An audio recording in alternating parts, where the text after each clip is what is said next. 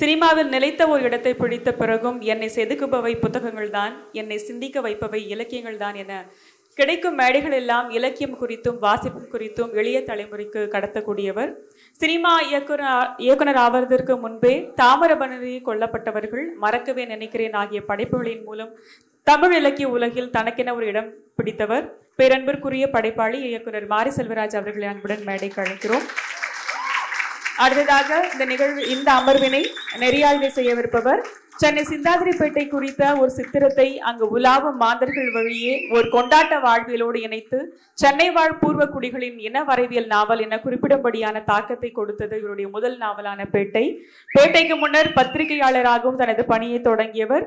பேட்டை கொடுத்த அறிமுகத்திற்கு பிறகு தமிழ் சினிமாவில் இயக்குனர் ப. ரஞ்சித் அவர்களுடன் இணைந்து சார்பட்டா பரம்பரை, தங்கலான் திரைப்படத்திலும் மற்றும் ப்ளூ ஸ்டார், சொர்க்கவாசல் ஆகிய திரைப்படங்களில் திரைக்கதை மற்றும் வசனத்தில் தனது பங்களிப்பை செலுத்தியவர்.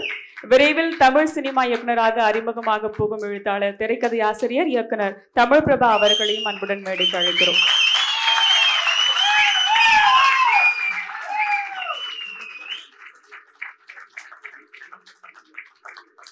எல்லோருக்கும் வணக்கம்.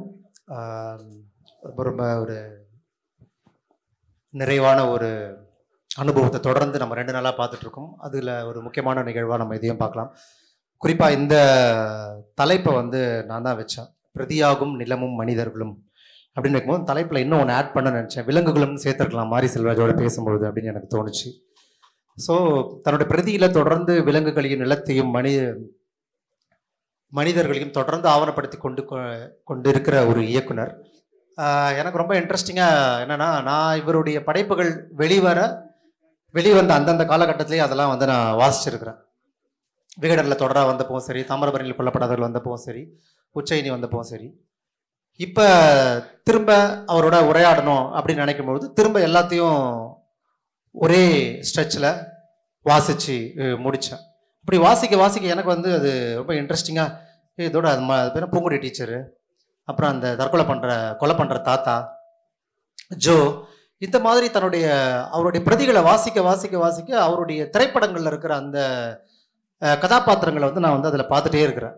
அப்போ ஒட்டுமொத்தமாக இவரை நான் வாசித்து முடித்து ஒரு செகண்ட் யோசிக்கும் பொழுது எனக்கு மாரி செல்வராஜை நான் எப்படி தொகுத்து பார்க்குறேன் அப்படின்னா, ஒரு வார்த்தையில் சொல்லணும்னா இன்றைக்கி இருக்கிற தமிழ் சினிமாவில் ஒரு ஒரிஜினல் ஃபிலிம் மேக்கர், ஒரு ஒரிஜினல் ஸ்டோரி டெல்லர்னு மாரி செல்வராஜ் ஆக்சுவலாக சொல்லலாம். ஏன்னா அவர் தன்னுடைய வாழ்க்கையிலிருந்து மட்டும்தான் மீண்டும் மீண்டும் மீண்டும் மீண்டும் கதைகளை தன்னோட திரைப்படங்களில் சொல்லிட்டு இருக்கார். தன்னோட வாழ்க்கையில் இருக்கிறத தான் எழுத்தில் கொண்டு வர்றார். இந்த ஒரு ஒரிஜினாலிட்டி ரொம்ப யூனிக்கான ஒரு பண்பாக நான் அவர்கிட்ட பார்த்தேன். ஸோ அதுலேருந்தே நான் இந்த கேள்வியை தொடங்கலான்னு பார்க்குறேன். இப்போ நீங்கள் உங்களை சார்ந்திருக்கிற அல்லது உங்களை சுற்றி நிகழ்கிற சம்பவத்தை தான் படைப்புகளாக எழுதிட்டுருக்கீங்க. அப்போ இந்த கேள்வி இன்னும் ஒரு புதுசாக வரப்போகிற கிரியேட்டருக்காகவும் ஒரு கேள்வியாகவே நான் பார்க்குறேன். இந்த சம்பவங்கள் நடக்குது உங்களை சுற்றி, இந்த சம்பவத்தை கதையாக மாற்றணும் அப்படிங்கிற ஒரு புள்ளி எங்கேருந்து உங்களுக்கு உருவாகுது? முதல்ல எல்லாருக்கும் வணக்கம். ரொம்ப சந்தோஷமாக இருக்குது. இந்த மாதிரியான ஒரு எல்லாரும் ஒருமித்த கருத்தோடு அப்புறம் என்ன நிகழணும் அப்படின்னு நம்ம ஆசைப்பட்டுக்கிட்டு இருக்கோமோ அது நிகழும்போது எல்லோரும் ஒன்றா இருக்குது, ரொம்ப சந்தோஷமாக இருக்கும். அப்படி ஒரு நிகழ்வு அந்த நிகழ்வை பார்க்குறேன். அந்த நிகழ்வில் என் கதை குறித்தும் என் மாந்தர்கள் குறித்தும் பேசப்படுவது அப்படிங்கிறது ரொம்ப சந்தோஷம். அந்த வாய்ப்பை ஏற்படுத்தி கொடுத்த நீலம் பண்பாட்டு மையத்துக்கும் வேர்ச்சொல் வானம் திருவிழாவுக்கும் எனக்கு ரொம்ப நன்றி தெரிவித்து கொடுக்குறேன். கேட்டிங்கன்னா இப்போ நீங்கள் நிறைய சம்பவங்கள் நடக்குது உங்கள் ஊரில் நிகழ்ந்தது எல்லாத்தையும் நீங்கள் எழுதுறீங்க. அந்த சம்பவத்தை எழுதுறங்கிற ஒரு நகர்வு இருக்குல்ல, புள்ளி, அது எந்த புள்ளி டிசைட் பண்ணுது? பாயிண்ட் ஆஃப் வியூ தான். என்னோடய பாயிண்ட் ஆஃப் வியூ கேட்கவே படலை அப்படின்னு சின்ன வயசுலேருந்தே நான் நிறைய என்ன சொல்கிறதுனா, நிறைய எலி சொல்லுக்கு உள்ளான பையன் சின்ன வயசுலேருந்து. நான் பண்ணுறது தப்பாக ரைட்டான்னு கூட இது ஏன் பண்ண அப்படின்னு என்கிட்ட கேட்கவே இல்லை. இது ஏன் நடந்துச்சு, இது இப்படி பண்ணதுக்கு காரணம் என்ன, நீ ஏன் இதை பண்ண அப்படிங்கிற கேள்வி என்னை பார்த்து கேட்கவே படலை. நான் அப்போவே சில விஷயங்கள் பார்க்கும்போது நான் சொல்லணும்னு நினைப்பேன். ஏதாவது ஒரு டைம் எனக்கு கிடைக்காதா, நம்ம சொல்ல மாட்டோமா, ஓகே இது தப்பு, ஃபினிஷிங்காக பார்க்கும்போது இது ஒரு பிழை இருக்குது, இது இந்த வயசுக்கு ஏற்றது அல்ல, இந்த வயசில் செய்ய வேண்டிய விஷயம் இல்லை, இந்த நண்பர்களோட நம்ம சேர்க்கக்கூடாது, இந்த சேர்க்கக்கூடாது அல்லது இதுக்கு பின்னாடி ஒரு பெயின் இருக்குது, இதெல்லாம் எனக்கு தெரியும். பட் அதை வந்து உட்காந்து கேட்குறதுக்கோ அதை சொல்கிறதுக்கோ என்னோட ஆப்ஷனு எனக்கு என்னோட பாயிண்ட் ஆஃப் வியூ கேட்கவே இல்லை.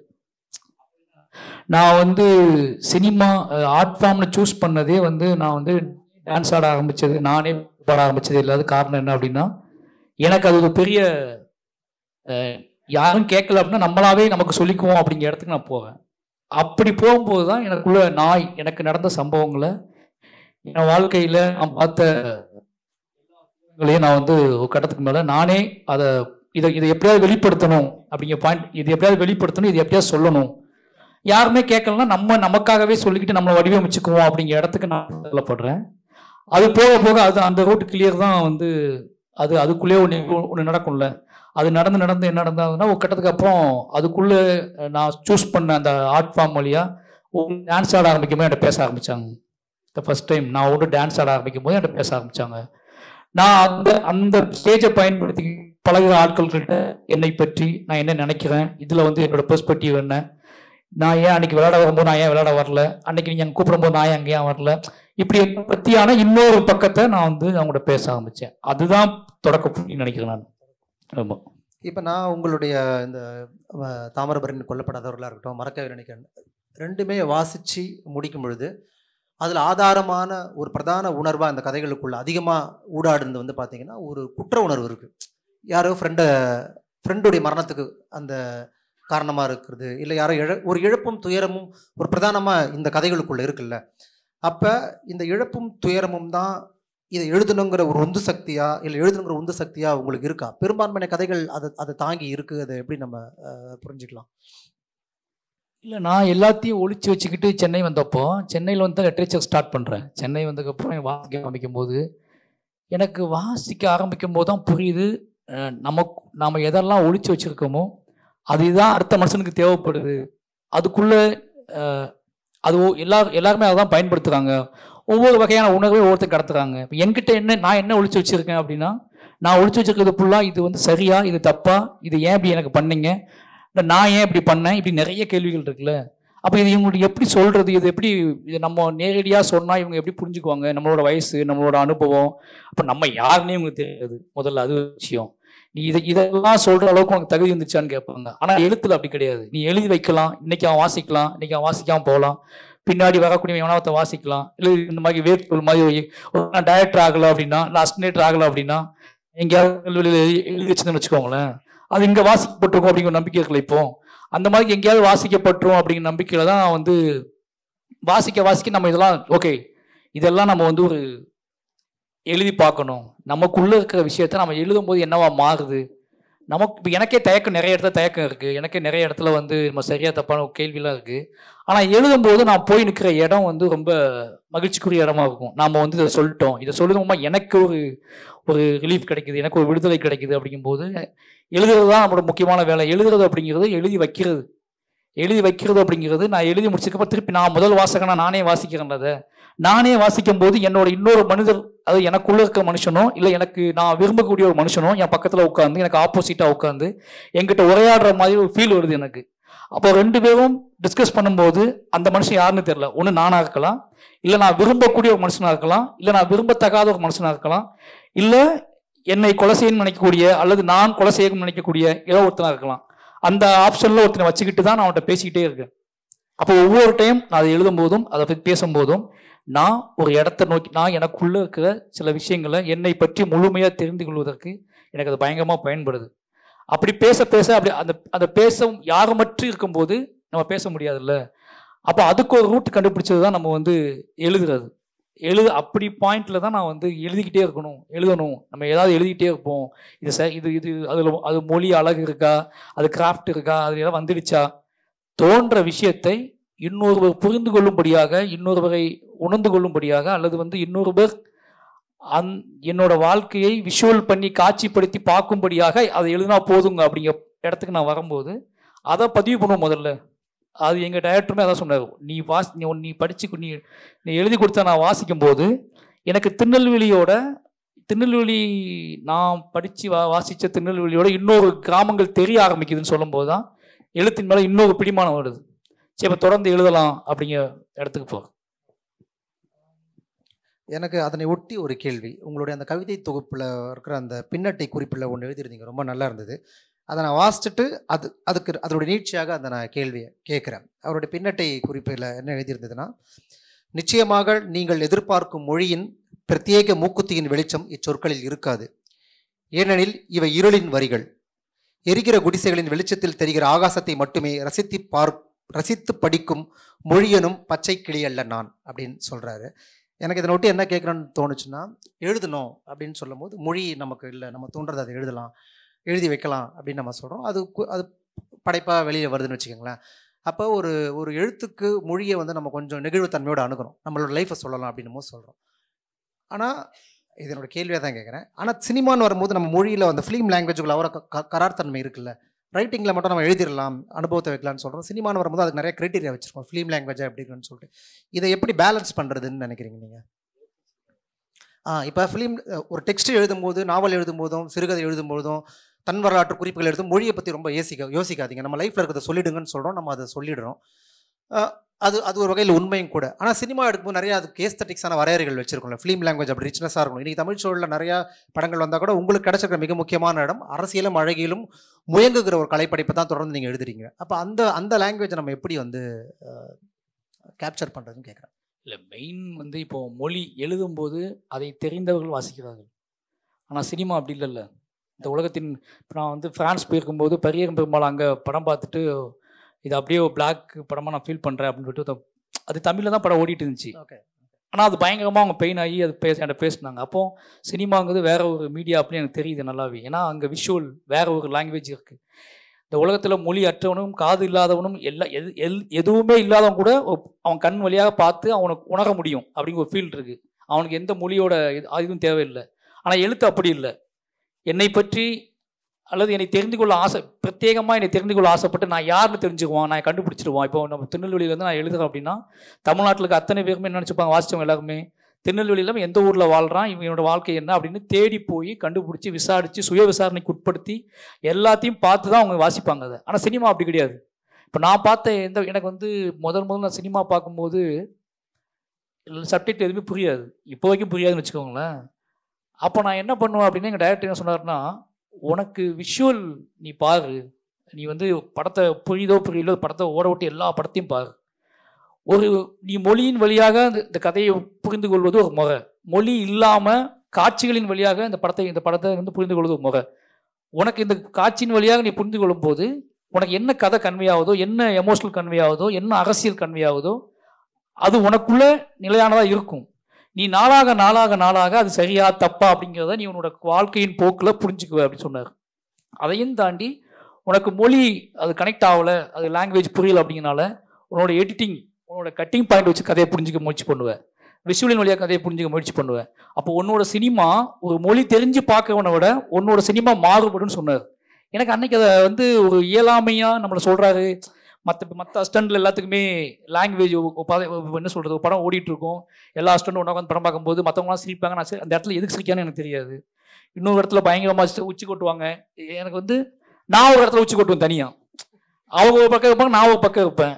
நான் சில இடத்துல விஷுவல்ஸாக நான் ஒன்று பார்த்துட்டு நான் ஒன்று உணர்ந்துக்குவேன். அப்போது படம் முடிஞ்சதுக்கப்புறம் ஒரு டிஸ்கஷன் நடக்கும்போது அந்த டிஸ்கஷனில் நான் ஒரு பாயிண்ட் ஆஃப் வியூ ஓப்பன் பண்ணுவேன். அந்த பாயிண்ட் ஆஃப் வியூவில் வந்து சில நாள் பயங்கரமாக நான் வந்து பாராட்டப்பட்டிருக்கேன். இப்படி ஒரு பாயிண்ட் ஆஃப் வியூ விஷுவலுக்குள்ளே இருந்துருக்கு அப்படிங்கிற டைரக்டராக பாராட்டப்பட்டிருக்கேன். இப்போ எனக்கு அப்போது யோசிக்கும் போது நம்ம கொஞ்சம் இதாக தான் இருக்குமோன்னு தோணும்போது இன்றைக்கி என்னோடய சினிமா காட்சி வடிவத்துக்கு மாறினதுக்கான காரணம் என்ன சொல்கிறது, ஒரு வில்லேஜ் கிராமம் இந்த சார்ந்த படங்கள் எடுக்கும்போது அதோட பெயினை என்னோட வாழ்க்கையவே நான் இன்னொரு காட்சிக்கு மாற்றும் போது இதை கற்றுக்கிட்டதுக்கு ஒரே காரணம் மொழி கனெக்ட் இல்லாமல் நான் சினிமாவை பார்த்தது தான். அதிகமாக நான் பார்த்த படம் எதுவுமே அவங்க பேசுகிற மொழியாலேயே நான் புரிஞ்சுக்கிட்டது கிடையாது, அல்லது கீழே போட்ட சப்ஜெக்டாலே புரிஞ்சுக்கிட்டது கிடையாது. நான் முழுக்க பார்த்தது எல்லாமே நான் எனக்கு காட்டப்படுற உலகத்திலிருந்து, அந்த மனிதர்களின் அசைவிலிருந்து, அந்த மனிதர்களோட முகபாவனைகளிலிருந்து, அந்த மனிதர்களின் நிலங்களிலிருந்து, அந்த மனிதர்கள் கூட நடமாடும் விலங்குகளிலிருந்து, அந்த விலங்குகளின் முகபாவனையிலிருந்து மட்டுமே நான் வந்து சினிமா அறிவை பெற்றேன். அதனாலேயே என்னோட படங்களில் குறைந்தபட்சம் நான் வந்து வசனத்தை அதிகமாக பயன்படுத்தாமல் காட்சியின் வழியாக ஏதாவது கடத்த முடியுமா, மெட்டபர்ஸ் வழியாக ஏதாவது கடத்த முடியுமா அப்படிங்கிற ஆசைலாம் வந்து எனக்கு வந்து என்னோட உணர்வை அப்போ என்னோட எழுத்துக்கும் என்னோட சினிமாவுக்குமான டிஸ்டன்ஸ் பிரிஞ்சதுக்கான காரணம் இது எழுத்து. இதை நம்ம வந்து ஒரு ஃபேக்ட், என்ன சொல்கிறது, ஒரு வாழ்க்கையை நம்ம எழுதிட்டோம். இந்த வாழ்க்கை தெரிந்தவர்களுக்கு, இந்த வாழ்க்கையை வந்து இந்த மொழியின் வழியாக அல்லது கல்ச்சரின் வழியாக இதை தெரிந்தவர்களுக்கு இதை ஈஸியாக புரிஞ்சுக்குவாங்க. இதை கல்ச்சர் வழியாகவோ இல்லை மொழியின் வழியாகவோ புரிந்து கொள்ளாத மனிதர்களுக்கு இதை எப்படி கடத்துவது அப்படிங்கும்போது எனக்கு புரியுது. இதை நிலத்தின் வழியாக, காட்டும் நிலத்தின் வழியாக, நிலத்தில் ஊறும் உயிர்களின் வழியாக, இல்லை நிலத்தில் தென்படும் மனிதர்களின் வழியாக, அவர்களின் காட்டும் முகபாவனையின் வழியாக இதை கடத்துவோம் அப்படிங்கிற பாயிண்ட்டுக்கு நான் வர்றேன். பரியேறும் பெருமாள் வந்து ஃபஸ்ட்டு ஒரு கதை, ஒரு லா காலேஜில் படிக்கிற ஒரு பையன் ஒரு கிராமத்துலேருந்து வர்றான் அப்படிங்கிறது என்னோட சாதாரண கதையாக இருக்குது. நான் சொல்லும்போது அந்த கதை நான் ஃபஸ்ட்டு என் டீம்கிட்ட சொல்லும்போது, என் கூட வேலை பார்த்த பசங்கிட்ட சொல்லும் போதெல்லாம் எப்பவும் தினசரி கேட்ட ஒரு விக்டிமோட கதையாக தான் அது இருந்துச்சு. அப்போ எல்லாத்துக்கும் ஆசை என்னன்னா, கதை மார்க் செல்வராஜ்கிட்ட கதை இருக்குது, ஆனால் சினிமாவை மார்க் செல்வராஜ் மாற்றிடுவாப்பா அப்படிங்கிற பயம் வந்து என் வேலை பார்த்த எல்லாத்துக்குமே இருந்துச்சு. ஏன்னா டெக்னிக்கலாக மார்க் செல்வராஜுக்கு எதுவுமே தெரியாது அப்படிங்கிற ஒரு குற்றச்சாட்டு என் மேலே இருந்துச்சு. ஃபஸ்ட்டு நான் அஸ்டினேட்டர் ஆகும்போது, நான் படம் கமிட் ஆகும்போது, அவனுக்கு அவ்வளோ வருமா, அவனுக்கு வந்து சினிமா டெக்னிக்கலாக இல்லாமல் சினிமா எப்படி ஹேண்டில் பண்ண முடியும், டெக்னிக் என்ன அப்படிங்கிறது எனக்குள்ளே இருந்துச்சு. எனக்கு சொல்ல தெரியல அதை. பட் பரியேறும் பெருமாள் நான் அந்த கதையை முடிவு பண்ணி அது சினிமாவை மாறும்போது தான் எனக்கு அதுக்குள்ளே கதை இருக்குது, லைஃப் இருக்குது, துயரம் இருக்குது, கேள்விகள் இருக்குது, எல்லாமே இருக்குது. இதுக்குள்ளே காட்சியாக நான் என்ன பண்ண போகிறேன், இந்த உலகத்தின் பொதுவாக இதை எப்படி மாற்ற போகிறேன் அப்படிங்கிற கேள்வி வரும்போது தான் எனக்கு கருப்பி தென்படுது. இந்த ஊரில் நான் உட்காந்து யோசிச்சு அந்த ஊருக்கு போகும்போது, அந்த ஊரில் பார்க்கும்போது இந்த நிலத்தையும் இந்த மனிதர்களையும் இன்னும் இந்த மொழி தெரியாத ஒருத்தனுக்கு இந்த கதையை எப்படி கடத்துவது, என்னோட கல்ச்சரை தெரியாத ஒருத்தனுக்கு, என்னோட லாங்குவேஜ், என்னோட ஸ்லாங், திருநெல்வேலி ஸ்லாங் தெரியாத ஒருத்தனுக்கு பார்த்த அடுத்த நிமிடமே என்னோட வாழ்க்கையை அவனுக்கு எப்படி கடத்துவது அப்படிங்கும்போது எனக்கு விலங்கோட முகபாவனை ரொம்ப நாய் பார்க்கும்போது இது எல்லாரும் ஈஸியாக புரிஞ்சுக்கிறோம், அதுக்கு மொழி இல்லை, அப்போ இது வழியாக கடத்துவோம் நம்ம அப்படிங்கிற முடிவுக்கு நான் வர்றேன். அந்த பாயிண்ட்ல தான் பரியேறும் பெருமாள் ஒட்ட கிராஃப்ட்டுமே மாறுது. எனக்கே ஆச்சரியம், எங்கள் டைரக்டருக்குமே ஆச்சரியம், ஏன்னா எங்கள் டீமுக்கு எல்லாத்துக்குமே ஆச்சரியம். ஏன்னா இப்படி அது மாறும்னு யாருமே எதிர்பார்க்கல. கரெக்டாக சொன்னோம்னா நானே எதிர்பார்க்கல. அது நான் சொல்றது ஒரு நம்பி எடுக்கிறேன். என் கூட வேலை பார்த்த யாருக்குமே அது பெரிய நம்பிக்கையெல்லாம் இல்லை. இது ஏதோ ஒரு அதீத கோளாறுகள் எடுத்த மாதிரி தான் நினைச்சாங்க எல்லாருமே. ஏதோ ஆர்வ கோளாறுகள் எடுக்கிற மாதிரி தான் நினைச்சாங்க அதை. ஏன்னா எந்த ஒரு ரைட்டப்லேயும் அது இல்லை. அது அந்த கருப்பியோட போர்ஷன் எதுவுமே பெரிய ரைட்டப்பில் எதுவுமே அது இல்லை, திரைக்கதையில் எழுதப்படலை. அது அதே மாதிரி தான் கர்ணன்லேயுமே அந்த தங்கச்சி கேரக்டர் திரைக்கதையில் எழுதப்படலை. இது எல்லாமே நான் அங்கே போய் சேர்ந்ததுக்கப்புறம், அங்கே நிலத்தில் பார்த்ததுக்கப்புறம், எழுத்தாயிட்ட ஒன்று இருக்குது, அங்கே நிலத்தில் பார்த்ததுக்கப்புறம் எனக்கு ஒன்று தோணுது, அதுதான் ஆதிக்கம் செலுத்துது திருப்பி எனக்குள்ள. அப்போ அப்படி தான் நான் வந்து இதை என்னை பற்றி துளி அளவும் கூட தெரியாதவனுக்கு இந்த கதையை கடத்திடணும் அப்படின்னு நான் ஆசைப்படுற பாயிண்ட் இருக்குல்ல. என்னை பற்றி எந்த அறிவும் இல்லாதவனுக்கு, என்னை பற்றி எதுவுமே தெரியாத ஒருத்தனுக்கு என்னோட ஒட்டுமொத்த வாழ்க்கையையும் என்னோட கேள்வியையும் அரசியலையும் கடத்தணும்னா நான் அவனுக்கு என்ன செய்யணும் அப்படிங்கிற ஒரு சின்ன முனைப்பில் தான் இந்த காட்சி படிமம் வந்து உள்ள வருது. Okay okay okay super. எனக்கு நீங்கள் இந்த காட்சி படிமம் ரொம்ப சப்டெக்ஸ்டாக மெட்டாஃபரிக்கலாக உங்களுடைய படங்களில் குறியீடுகள் விளக்கும் போது எனக்கு என்ன ஞாபகம் வந்ததுன்னா, தமிழ் சினிமா வரலாற்றிலே முதல் முறை தலையில்லாத புத்தரை காட்சிப்படுத்தின ஒரு படைப்பாளி வந்து மாரி செல்வராஜ் தான். அது மிகப்பெரிய ஒரு அரசியலை பேசியிருக்கு நான் நம்புகிறேன். ஸோ அப்படி தான் நான் அதை புரிஞ்சுக்கிறேன். இப்போ நீங்கள் அந்த நாய் கருப்பி பற்றி சொல்லும் போது தான் ரொம்ப சுவாரஸ்யமாக எனக்கு என்ன தோணுச்சுன்னா, மாரி செல்வராஜ் ஒரு கிரியேட்டராக முதல் முறை வரும்போது தாமிரபரணியில் கொல்லப்படாதவர் தான் உங்களுக்கு முதல் படைப்பு. அதில் இருக்கிற முதல் கதை வந்து பார்த்தோன்னா, அவனுக்கு சுரேஷ் என்று பெயரிட்டார்கள். அது வந்து ஒரு நாயை வந்து கொலை பண்ணுற செத்துரும், அது அதனோட ஒன்று குற்ற உணர்வு தான். பரியேறும் பெருமாளுடைய முதல் காட்சியுமே அந்த நாயையுடையது தான். இது ரொம்ப தற்செயலானது தான் நான் நம்புகிறேன் இப்போ நீங்கள் சொல்லும் பொழுது. பட் இதனை ஒட்டி எனக்கு என்ன கேள்வி எழுது அப்படின்னா, உங்கள் திரைக்கதையில் இல்லை, ஆனால் நீங்கள் உங்களுடைய அனுபவத்தில் அது இருக்குது. சூழலும் உங்களுடைய அந்த ஸ்பான்டானியஸுமே அதை உருவாக்குது. பட் ஆனால் அது உண்மை சம்பவம்.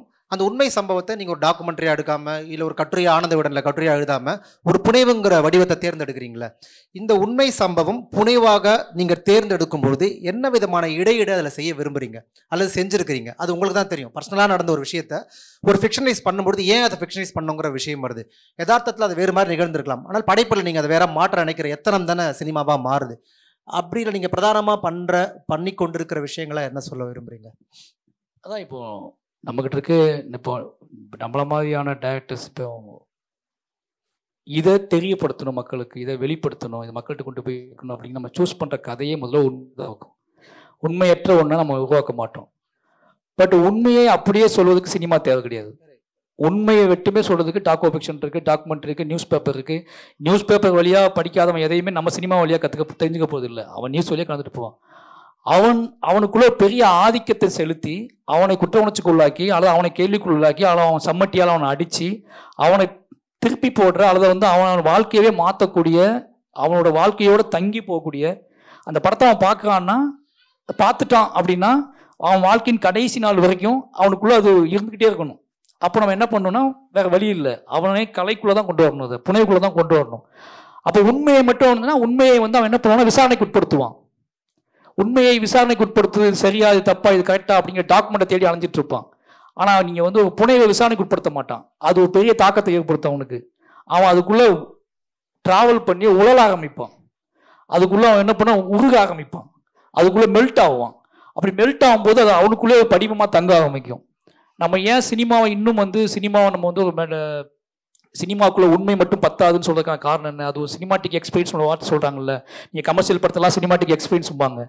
இப்போ நம்ம என்ன சொல்லுவோம்னா ஒரு படிமமாக மெட்டபர்ஸ் கிரியேட் பண்ணதுக்கு மெயின் காரணமே அவனை ஏதாவது ஒரு காட்சியின் வழியாக ஏதாவது ஒரு ஷார்ட் வழியாக அவன் என்கிட்ட இருந்து தள்ளி இருந்தா கூட நீ சொல்ற எந்த கதையும் நான் நம்ப தயாரா இல்லை, நீ சொல்ற மனிதர்களுக்கும் எனக்கு எந்த சம்பந்தமும் இல்லை, நீ காட்டும் இந்த உலக நீ கேட்குற கேள்விலாம் வந்து அபத்தமானது, இந்த கேள்வியை நான் புரிஞ்சுக்கணும் அவசியம் இல்லைன்னு எனக்கு தள்ளி உட்காந்துக்க ஒருத்தனை ஏதோ ஒரு ஷார்ட்ல ஏதோ ஒரு கேரக்டர்ல இல்லை ஏதோ ஒரு சின்ன மெட்டஃபர்ல அவனை நம்ம பக்கம் திருப்பி அவன் மண்டைக்குள்ள போய் உட்காந்து அது புழு மாதிரி நுழைஞ்சி அந்த புழுவை நெளிய விட்டு அவன் வீட்டுக்கு போய் சேர்ற வரைக்கும் நம்ம அந்த வேலையை பார்க்க வேண்டியிருக்கு. வீட்டுக்கு போய் சேர்ந்ததுக்கு அப்புறம் கூட என்னைக்கு அந்த மெட்டஃபர்ஸ் அவன் எங்கேயாவது உட்கார்ல பார்ப்பான். நீ வாழக்கூடிய சக மனிதர்கள் அத்தனை பேருமே அது சொல்ல தெரியாது அவங்களுக்கு. ஆனால் ஏதோ வகையில் எங்கேயோ ஒன்று தனித்து இருக்கும்போது அவன் ஏதோ புழுவை பார்த்தோ பூச்சியை பார்த்தோ எறும்பை பார்த்தோ ஏதோ ஒன்றை பார்த்தோ அவன் ஒன்று யோசிக்கிறான், ஒன்று நினைச்சான். அதை யார்ட்டையும் சொல்ல மாட்டாங்க. ஆனால் நம்ம தனியாக ஒரு என்ன சொல்றது, நாம் ரொம்ப தனித்து விடப்பட்டிருக்கோம், நம்ம ஏமாற்றப்பட்டிருக்கோம், நம்ம துரோகம் செய்யப்பட்டிருக்கோம். அப்படிங்கிற சூழ்நிலையில் நம்ம தனியாக இருக்கும்போது நம்ம கண்ணுக்கு தென்படுற சின்ன உயிர் கூட மிஸ் பண்ண மாட்டோம். இந்த உயிர்மை நம்ம இருக்கக்கூடாதா அப்படின்னு தோணும், அது பாட்டில் போயிட்டு இருக்கு அப்படின்னு தோணும். அப்போ எல்லா மனிதனுக்குள்ளேயுமே அந்த விஷயம் இருக்கு. ஒரு உயிரோட சுதந்திரத்தை பற்றி அவன் ஒரு என்ன சொல்றது, அவன் அநீதிக்கு உட்பட்டிருக்கும் போது பறந்து புறாவை ரொம்ப பொறாமையா பார்க்கறான். அதே அவன் அந்த புறாவை சாப்பிடும் போது அவன் வேற ஒன்றா மாறிடுவான். அப்ப எல்லா மனிதர்களுக்கும் சக உயிர் மேல பார்வை இருந்துகிட்டே இருக்கு. அது தென்படுற எந்த உயிரா இருந்தாலும் சரி அது அவனுக்குள்ள நுழைஞ்சி வச்சிருக்கு ஆல்ரெடி. இப்ப பரியன் பெருமாள் கருப்பியை நான் முதல் சீன்ல கொல்லாம கருப்பியின் மெட்டஃபரா பரியனை காட்டுறதுனால அந்த படத்தை பொது சமூகம் எப்படி ஹேண்டில் பண்ணிச்சுன்னா, கருப்பிக்கு அவன் உச்சி கொட்டின உச்சியில இருந்து தான் அந்த படத்தை பார்க்க ஆரம்பிச்சான்.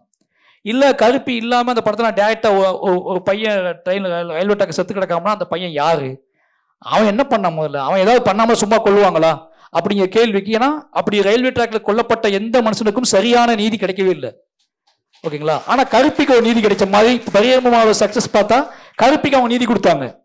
அவன் கருப்பிக்கு நீதி கொடுத்த யாருமே கோகுல்ராஜுக்கோ வேற யாருக்குமே நீதியை கொடுக்கல. ஓகேங்களா? அப்போ நான் இந்த கதையை அவங்களுக்கு கடத்தது முயற்சி பண்ணது, உனக்கு என்ன ரொம்ப பிடிக்குமோ, நீ எதோட ரொம்ப அட்டாச் ஆகி இருக்கியோ, எதை நீ வந்து நீ ரொம்ப என்ன சொல்லு தங்கு தடை இல்லாமல் எதை நீ ரசிக்கிறியோ, எதை நீ பார்க்கிறியோ, எதை நீ கொண்டாடுறியோ, அல்லது எது கூட நீ உரையாடுறியோ, அது கூட அதை வச்சு உனக்கு கூட ஒரு கதையை கடத்துறேன் அப்படிங்கிற மைண்ட் செட்டு அங்கிருந்து தான் வருது எனக்கு. அப்போ நீங்க வந்து நல்லா பார்த்தீங்கன்னா நாய் வந்து ஒரு மிகச்ச பெரிய சமூகத்துக்கும் நீங்க நம்ம சமூக இடைவெளியில் இருக்கக்கூடிய மிகப்பெரிய மெட்டஃபர் நாய்க்கும் மனுஷனுக்குமான உறவு.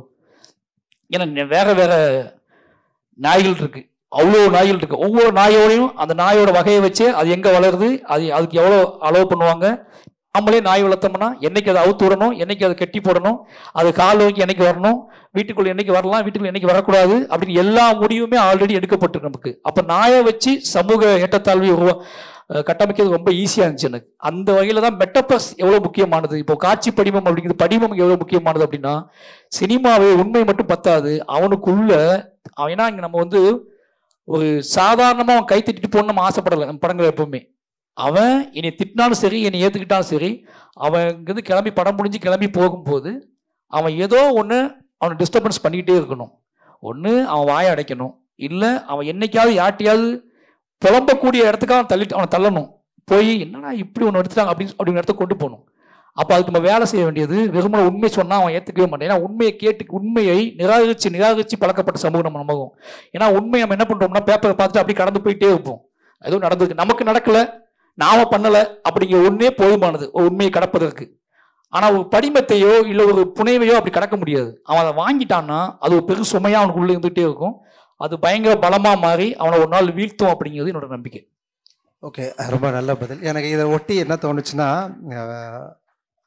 லைக் இந்த இன்டர்பிரிட்டேஷனை சில நேரங்களில் மிஸ்லீட் பண்ணப்பட்டதும் உங்கள் படத்தில் அது நிகழ்ந்திருக்கு. அதனால தான் அதை நான் யோசித்தேன். உதாரணத்துக்கு மாமன்னனில் வர ஃபகத் ஃபாசில் கட் நீங்கள் ஆப்வியஸ்லி அப்படி எழுதியிருக்க மாட்டீங்க.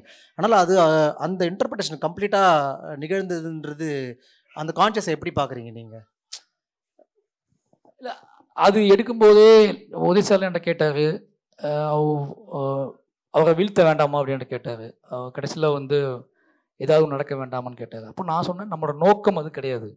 இன்றைக்கி அது எப்படி, இன்றைக்கி நீங்கள் வந்து யோசிச்சு பார்த்தீங்கன்னா அவங்களுக்கு அது புரியல இருந்தானே அர்த்தம், நமக்கு அது புரிஞ்சிருக்கு. ஓகேங்களா?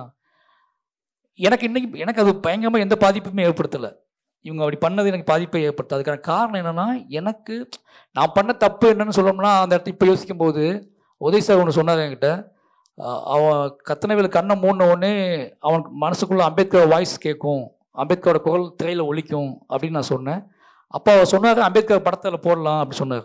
இப்போ நான் தான் சொன்னேன், இல்லை சார் அது ப்ரொபகண்டாக கூடாது, ஒரு சவுண்ட் கேட்கணும், இந்த சவுண்ட் யாரோட சவுண்ட் அவன் தேடணும், அந்த சவுண்டு கேட்ட உடனே இந்த வாய்ஸ் எங்கேருந்து வருது அப்படின்னு கேட்கணும். அவன் கண்ணுக்குள்ளே அவனோட உள்ளுக்குள்ளே அந்த சவுண்டு கேட்குது, அந்த நம்ம படம் போட வேண்டாம், நம்ம படம் ஃபுல்லாகவே இது யாரோட படம்னு தெரியும், ஆனால் அந்த சவுண்டு கேட்க வேணாம்னு சொன்னோம்.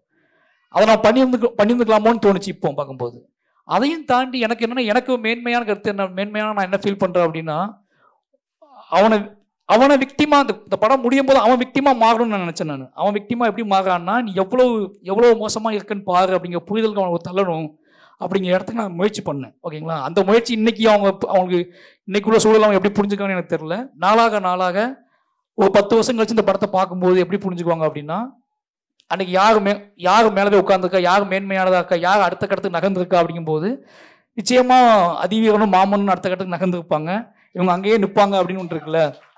அந்த புரிதல் தான் போதும். நம்ம என்னன்னா உடனே ரியாக்ட் நம்ம பதில் சொல்லவே முடியாது. அதான் சொன்ன புனைவுங்கிறது உடனே ரியாக்ட் பண்ணுறதுக்கான விஷயமே கிடையாது. அது நாளாகும். அது ஊறப்பட்ட ரொம்ப ஊற வச்ச விஷம் மாதிரி அது நீ வந்து உள்ள ஊறி உனக்கு என்னைக்கு அது தாக்கத்தை ஏற்படுத்தும் அப்படின்னு ஒன்று இருக்குல்ல. இன்னைக்கு அதை பண்ணவங்க எல்லாருமே ஊரில் இருந்துக்கலாம், நாளைக்கு அவன் அங்கேருந்து கிளம்பி ஒரு நகரத்துக்கு வருவான். இன்னைக்கு அதை பண்ணவங்க எல்லாருமே ஏதோ கிராமத்தில் இருந்துக்கலாம், ஏதோ ஊரில் இருந்துக்கலாம், இல்லை வேற ஒரு லைஃப் ஸ்டைலில் இருந்திருப்பான். ஒரு கட்டத்துக்கு மேலே காலத்தின் போக்கில் அவன் வேற இடத்துக்கு வருவான். இல்லை அவன் குழந்தை இந்த படத்தை பார்க்கும், இல்லை அவன் தம்பிகள் இந்த படத்தை பார்ப்பாங்க, நெக்ஸ்ட் ஜென்ரேஷன் இந்த படத்தை பார்க்கும், நெக்ஸ்ட் ஜென்ரேஷன் இந்த வன்மம் கொஞ்சம் கம்மியாக இந்த படத்தை பார்ப்பான். அப்படி பார்க்கும்போது அவனுக்கு என்னன்னா அந்த படைப்பு அங்கே நிலை பெறும். அதை சொல்ல மாதிரி என்ன சொல்றதுன்னா, ஒரு புனைவோட தாக்கம் அப்படிங்கிறது, ஒரு கலையோட அறம் அப்படிங்கிறது, ஒரு நம்ம ஏற்படுத்துகிற கலையோட அறம்ங்கிறது ஒரு மனுஷனோட வாழ்வின் கடைசி நொடி கூட அவனுக்கு எது அறம் கற்றுக் கொடுக்கும் கலை. அப்படி நம்பி எடுக்கப்பட்ட படம், அப்படி நம்பி வைக்கப்பட்ட கேரக்டர் தான் அது.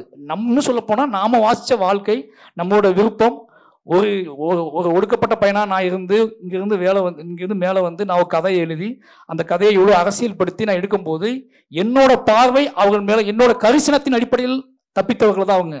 எனக்கு உள்ள ஒரு கரிசனத்தின் அடிப்படையில் தப்பித்தவர் தான் கத்தினவேலை கொல்லன்னு ஒரு செகண்ட் போவாது எனக்கு. ஆனால் நான் வந்து என்ன சொல்லுவார், இது கமலாசன் சொல்லுவாங்க பொழைச்சி போ அப்படின்னார்ல, அந்த மாதிரி விடப்பட்ட ஒரு கேரக்டர். அவ்வளோ அதிகாரம் என்கிட்ட, முழு அதிகாரம் என்கிட்ட இருக்கும்போது கூட நான் வந்து அந்த கேரக்டரை வந்து அப்படி ஹேண்டில் பண்ணிருக்கல. இது சமூகத்துக்கு அந்த படத்தோட டைரக்டர் நான் தான், அந்த படத்தோட ரைட்டர் நான் தான், முழு அதிகாரம் பெற்ற ஒருத்தன். நான் என்ன வேணா செய்யலாம் அந்த கேரக்டரை. அப்போ நான் டிசைட் பண்ணது அது கிடையாது. நான் கற்றுக்கிட்ட அரசியல் அப்படி கிடையாது. நான் அம்பேத்கரை வாசிக்கிறேன், அம்பேத்கரோட மாணவனாக இருக்கேன். அப்படிங்கும்போது அங்கே அம்பேத்கர் வாய்ஸ் கேட்டால் போதும் அவனுக்கு அப்படிங்கிற புரிதல் இருக்குல்ல, அதுதான் என்னோட வெற்றியை நான் பார்க்குறேன். சூப்பர். இப்போ நம்ம இந்த படத்தை ஒட்டி இன்னொரு கேள்வி நான் கேட்குறேன்னு நினச்சேன். இப்போ நீங்கள் பெரும்பாலும் உங்களுடைய நிலம் சார்ந்து, உங்களுடைய மக்கள் சார்ந்து, அந்த நிலத்தையும் பிரதி மனிதர்களை தான் வந்து எடுத்துருக்கிறீங்கன்னா 3 படங்கள்லையுமே. மாமன்னன் இட்ஸ் கம்ப்ளீட்லி டிஃப்ரெண்ட் லேண்ட்ஸ்கேப். இப்போ அந்த இன்னொரு நிலத்தை, இன்னொரு மனிதர்களை நம்ம பிரதியில் கொண்டு வரும் பொழுது என்னென்ன மாதிரியான விஷயங்களை, குறிப்பாக இப்போ இங்கே இருக்கிற படைப்பாளிகளும் சரி, அது உங்களுக்கும் சில லேர்னிங் எக்ஸ்பீரியன்ஸாக இருக்கலாம், ஓவராலாக அதை எப்படி அணுகணும்னு நினைக்கிறீங்க நீங்கள்? தெரியல, மாமன்னன் சேலம்னு முடிவே பண்ணல, அது திருநெல்வேலியில் தான் எழுதப்பட்டது. அவர் ஷூட்டிங் ஆரம்பிக்கிறதுக்கு ஒரு 2 மாதத்துக்கு முன்னாடி வரைக்கும் எல்லோரும் திருநெல்வேலி தான் நம்பிட்டு இருந்தாங்க. நான் ஓப்பனாக பச்சையாக சொன்னால் என் ஒய்ஃபு சேலத்தை தான் படம் எடுன்னு சொன்னதுனால அந்த ஒரு படம் தான் சேலத்தில் இட, நீ சேலத்தில் கல்யாணம் பண்ணி வந்திருக்க இட. ஆமாம், அவங்க ஊர் நாங்கள் காதலிச்சு சுற்றிட்டு அஞ்சு ஊரில். அப்போ நான் வந்து சரி ஒரு படம் எடுப்போமே அப்படின்னு சொல்லி ஆசைப்பட்டது. பட் அந்த கதையை எங்கே வேணால் வைக்கலாம் அப்படிங்கிற ஒரு இது இருந்துச்சு எனக்கு. அப்போ இந்த இன்னொன்று பெரிய எனக்கு வந்து சப்போர்ட்டாக இருந்தது, அந்த கதை நிகழ்காலத்தில் நடக்கக்கூடிய ஒரு கதையாக இருந்துச்சு. அதனால் நான் துணிஞ்சு நான் போனேன். ஒருவேளை நான் பார்த்த காலத்தில் தான் அந்த கதை நடக்குது, எனக்கு தெரிஞ்ச காலத்தில் அப்படின்னா நான் எங்கள் திருநெல்வேலிக்கு தான் போயிருப்பேன், நான் தென் மாவட்டத்துக்கு தான் போயிருப்பேன். இது நிகழ்காலத்துலங்கும் போது நான் சேலத்தில் கொஞ்ச நாள் ட்ராவல் பண்ணியிருக்கேன், சேலத்தில் கொஞ்ச நாள் வாழ்ந்துருக்கேன், கிட்டத்தட்ட ஒரு 5 வருஷமாக நான் வந்து சுற்றியிருக்கேன். அப்படிங்கும்போது அது போதுமானதாக இருந்துச்சு. அப்போது அங்கே சேலம்னு சூஸ் பண்ண உடனே அங்கே ஒடுக்கப்பட்ட மக்களோட அதை அப்போ யாரோட அது அந்த கதை யாரோட கதையாக மாறுது, அவர்களுக்கு நம்ம எப்படி நேர்மையாக இருக்கணும், அவங்களை பற்றி நம்ம எப்படி தெரிந்து கொள்ளணும் அப்படின்னு சொல்லிட்டு அங்கே ஒரு ட்ராவல் பண்ண ஆரம்பிக்கிறோம். அப்படி தான் அந்த கதைக்குள்ளே வந்து இங்கே யாரோட வேரின் அடிப்படையில் இந்த கதையை உருவாக்கணும், நம்ம இந்த கதையில் தென்படக்கூடிய வேர் யாரோட இதாக இருக்கணும் அப்படிங்கிற முடிவுக்கெல்லாம் வந்து நம்ம அந்த அடிப்படையில் தான் போகிறோம் சேலத்துக்கு போய். ஆனால் அந்த கதையை கொண்டு எங்கே வேணால் இன்னும் சொல்ல போனால் திருநெல்வேலியும் எடுத்த 4 நாள் ஷூட்டு, திருநெல்வேலி எடுக்காமல் எனக்கு கட்ட வேகாத மாதிரி ஷூட்டிங்லாம் முடிச்சுட்டு என்ன சொல்கிறது, ஷூட்டிங்லாம் ரொம்ப முடிச்சு அதை போனதுக்கப்புறம் உதய சார்ட்ட ஃபோன் பண்ணி, சார் ஒரு 4 நாள் திருநெல்வேலி எடுக்கலாமான்னு கேட்டேன். எதுக்கு, சும்மா எடுப்போம் சார்னு சொல்லி திருநெல்வேலி கூட்டிகிட்டு போய் திருநெல்வேலியில் ஒரு சீன் எடுத்தேன். திருநெல்வேலி எடுக்கிறதுக்கான காரணம் என்ன அப்படின்னா, அதுக்கு முந்தின படம் கர்ணன் எனக்கு திருநெல்வேலியில் வந்து ரொம்ப டார்ச்சர் கொடுத்தாங்க, அச்சுறுத்தல் கொடுத்தாங்க, எடுக்கவே முடியும் அந்த படத்தை. அப்படி எடுக்க முடியாத ஊரில் போய் படம் எடுக்கணும்னு ஆசைப்பட்டு தான் கூட்டிகிட்டு போய் அந்த படத்தை எடுத்தேன். அவர் என்னை கேட்டார், எதுக்கு இங்கே எடுக்கிறீங்க, என்ன விஷயம் அப்படின்னு கேட்டார். இல்லை வாங்க எடுப்போம் அப்படின்னு சொல்லி எடுத்து அப்புறம் அவர் புரிஞ்சிடுச்சு. ஓகேங்களா, அந்த அந்த அந்த சீக்வன்ஸ் படத்தில் வந்துச்சு.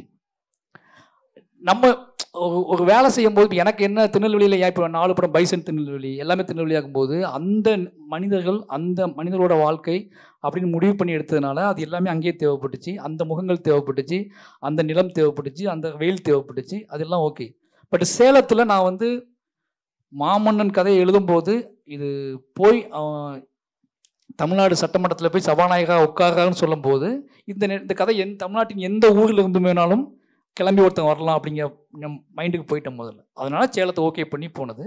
அதுக்கப்புறம் அந்த சேலமாகவே ஒன்று கொடுக்கல, சேலம் மாவட்டமே ஒன்று கொடுக்கல. அப்படி கொடுத்த விஷயங்களும் நம்ம சுற்றி அலையும் போது ஒவ்வொருத்தங்க ஒவ்வொன்று சொல்லுவாங்கல்ல, அப்படி கேட்ட விஷயங்கள் தெரிஞ்ச விஷயங்கள் இதெல்லாம் உள்ள கனெக்ட் ஆகி அந்த படம் முழுமையடைஞ்சிச்சு. அவ்வளோதான். இப்போ உங்களுடைய அந்த 4 படங்களும் படம் வெளிவந்த சமயத்தில் ஏதோ ஒரு விதமான ஒரு பெரிய சலனத்தை உருவாக்கி இருக்கு. பரியரும் பெருமாள் வந்தபோது அது ஒரு தலித் திரைப்படம் அப்படிங்கிற வகைமைக்குள்ளே அதை வந்து தொடர்ந்து பேசினாங்க. அதுக்கு பல்வேறு விதமான பார்வைகள்லாம் வெளியே வந்துச்சு. கர்ணன் வந்தப்போ அந்த சம்பவம் நிகழ்ந்தப்போ அது எந்த ஆட்சியில் நிகழ்ந்தது அப்படிங்கிற மாதிரி ஒரு பெரிய டிஸ்கஷன் நடந்தது. அதுக்கப்புறம் மாமன்னன் வரும்பொழுதும் இந்த ஃபகத் கேரக்டர் பயங்கரமாக மாறிச்சு. இப்போ வாழைக்கும் நிறையா விமர்சனங்கள் இருக்குல்ல. இப்போ இந்த மாதிரியான விமர்சனங்களை ஒரு ஒரு ஒரு கிரியேட்டராக நீங்கள் ஹேண்டில் பண்ணுற விதம், இல்லை இதுக்கப்புறம் எடுக்க போகிறவங்களும் சரி, இந்த இந்த கான்ஷியஸை எப்படி நம்ம ட்ரைவ் பண்ணணும்னு நினைக்கிறீங்க? இந்த விமர்சன போக்கை நீங்கள் எப்படி அணுகிட்டு வந்திருக்கீங்க? ஏன்னா இப்போ உங்களுக்கு வெறும் படைப்பு சார்ந்து மட்டும் வரல. நீங்களே ஒரு முறை சொன்ன மாதிரி கர்ணன் அந்த நிலத்தில் எடுக்கும்போது மிகப்பெரிய அச்சுறுத்தல் உங்களுக்கு வந்தது. ஆனால் தொடர்ந்து நீங்கள் அங்கே படம் பண்ணுறீங்க. ஒரு படத்துக்கும் குறிப்பிட்ட சமூகம் சார்ந்த சில அச்சுறுத்தலும் உங்களுக்கு வருது, படைப்பு சார்ந்த விமர்சனமும் வருதில்ல. இதை எப்படி நீங்கள் தொகுத்து உங்களுக்கான கச்சா பொருளாக மாற்றிக்கிறீங்க? கச்சா பொருள்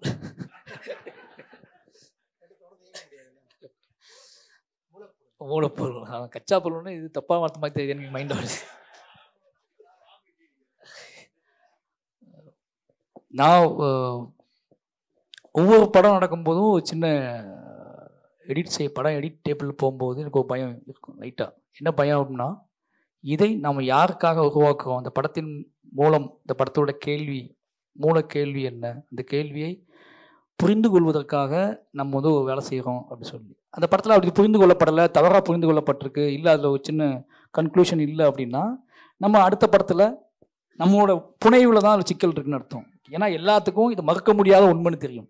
இது பரியரும் பெருமாளாக இருக்கட்டும், கர்ணனாக இருக்கட்டும், மாமன்னனாக இருக்கட்டும், வாழையாக இருக்கட்டும், இதில் எழுப்பப்பட்ட கேள்விகள் எல்லாமே அந்த நிகழ்வு சார்ந்து அந்த வாழ்வு சார்ந்து எடுக்கப்பட்ட கேள்விகள் கிடையாது.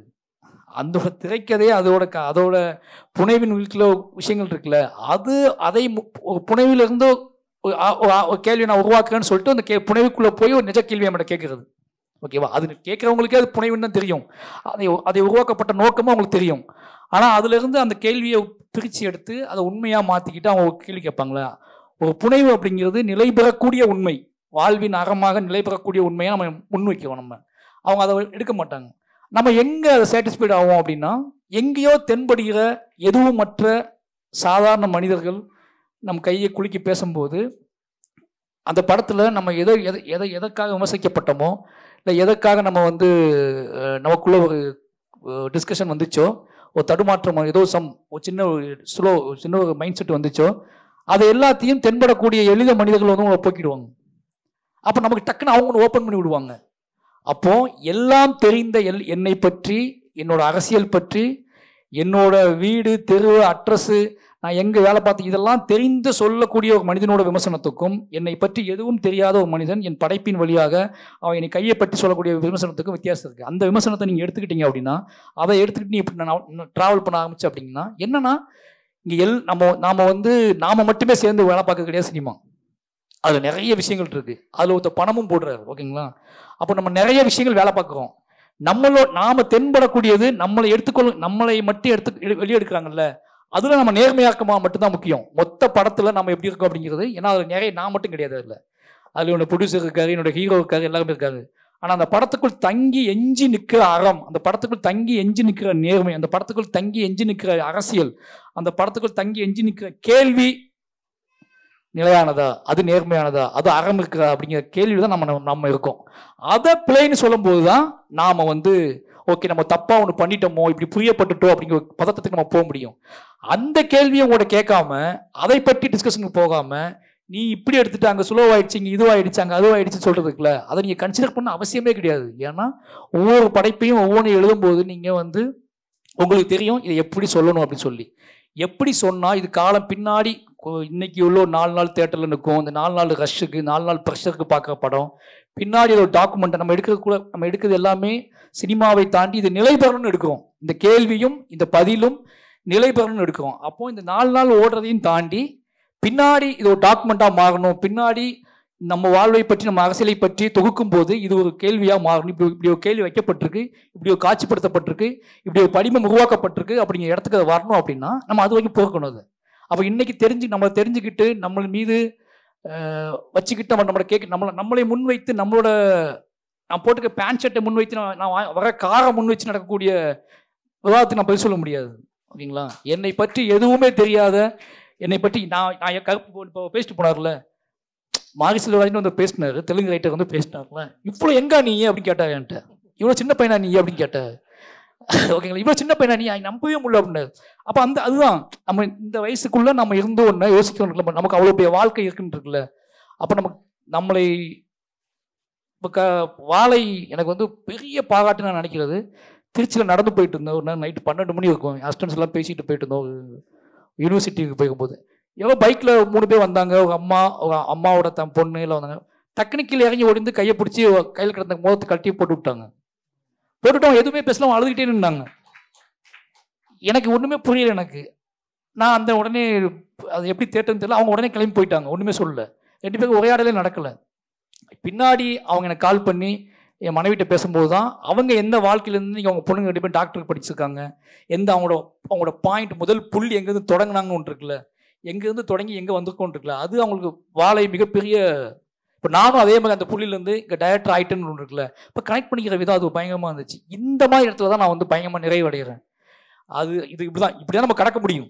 நாம் வந்து இதெல்லாம் செய்கிறோம் அப்படின்னா, இந்த மாதிரி படங்களை தான் எடுக்கிறோம் அப்படின்னா, நாம் எளிய மனிதர்களோட பாராட்டுகளையும் எளிய மனிதர்களோட கேள்விகளையும் விமர்சனங்களையும் மைண்டில் வச்சுக்கிட்டு தான் நம்ம கடக்க முடியுமா ஒழிஞ்சு, நாம் ஆல்ரெடி இவன் என்ன சொல்லுவானோன்னு நினச்சதை எடுக்கிறோம். அப்படி நம்ம படம் எடுக்கும் போது இவன் என்ன சொல்லுவான்னு தெரியலையே அப்படின்னு நினச்சி எடுக்கிறோம். அந்த ஆள் சொல்லிட்டு நம்ம பயப்பட வேண்டியது இல்லை. ஏன்னா நம்ம படம் எடுக்க முன்னாடியே தெரியும் இந்த ஆள் என்ன சொல்லுவான்னு தெரியலையே நமக்கு அப்படின்னு சொல்லிட்டு. அதனால் அதை கடந்து போகிறது ரொம்ப ஈஸி. ஓகே இப்போ அதை நான் புரிஞ்சுக்கிறேன், பொருட்படுத்துகிறேன். அதே நேரத்தில் இந்த மாதிரியான இப்போ சமீபமாக என்ன ஆகுதுன்னா, இந்த ட்ரெண்டு முடிஞ்சிருச்சு, வெளியில் சொல்கிறத நான் சொல்கிறேன், இந்த ட்ரெண்டு முடிஞ்சிருச்சு, சும்மா இவன் நசுக்கப்பட்ட அப்படின்னு சொல்கிறானுங்க.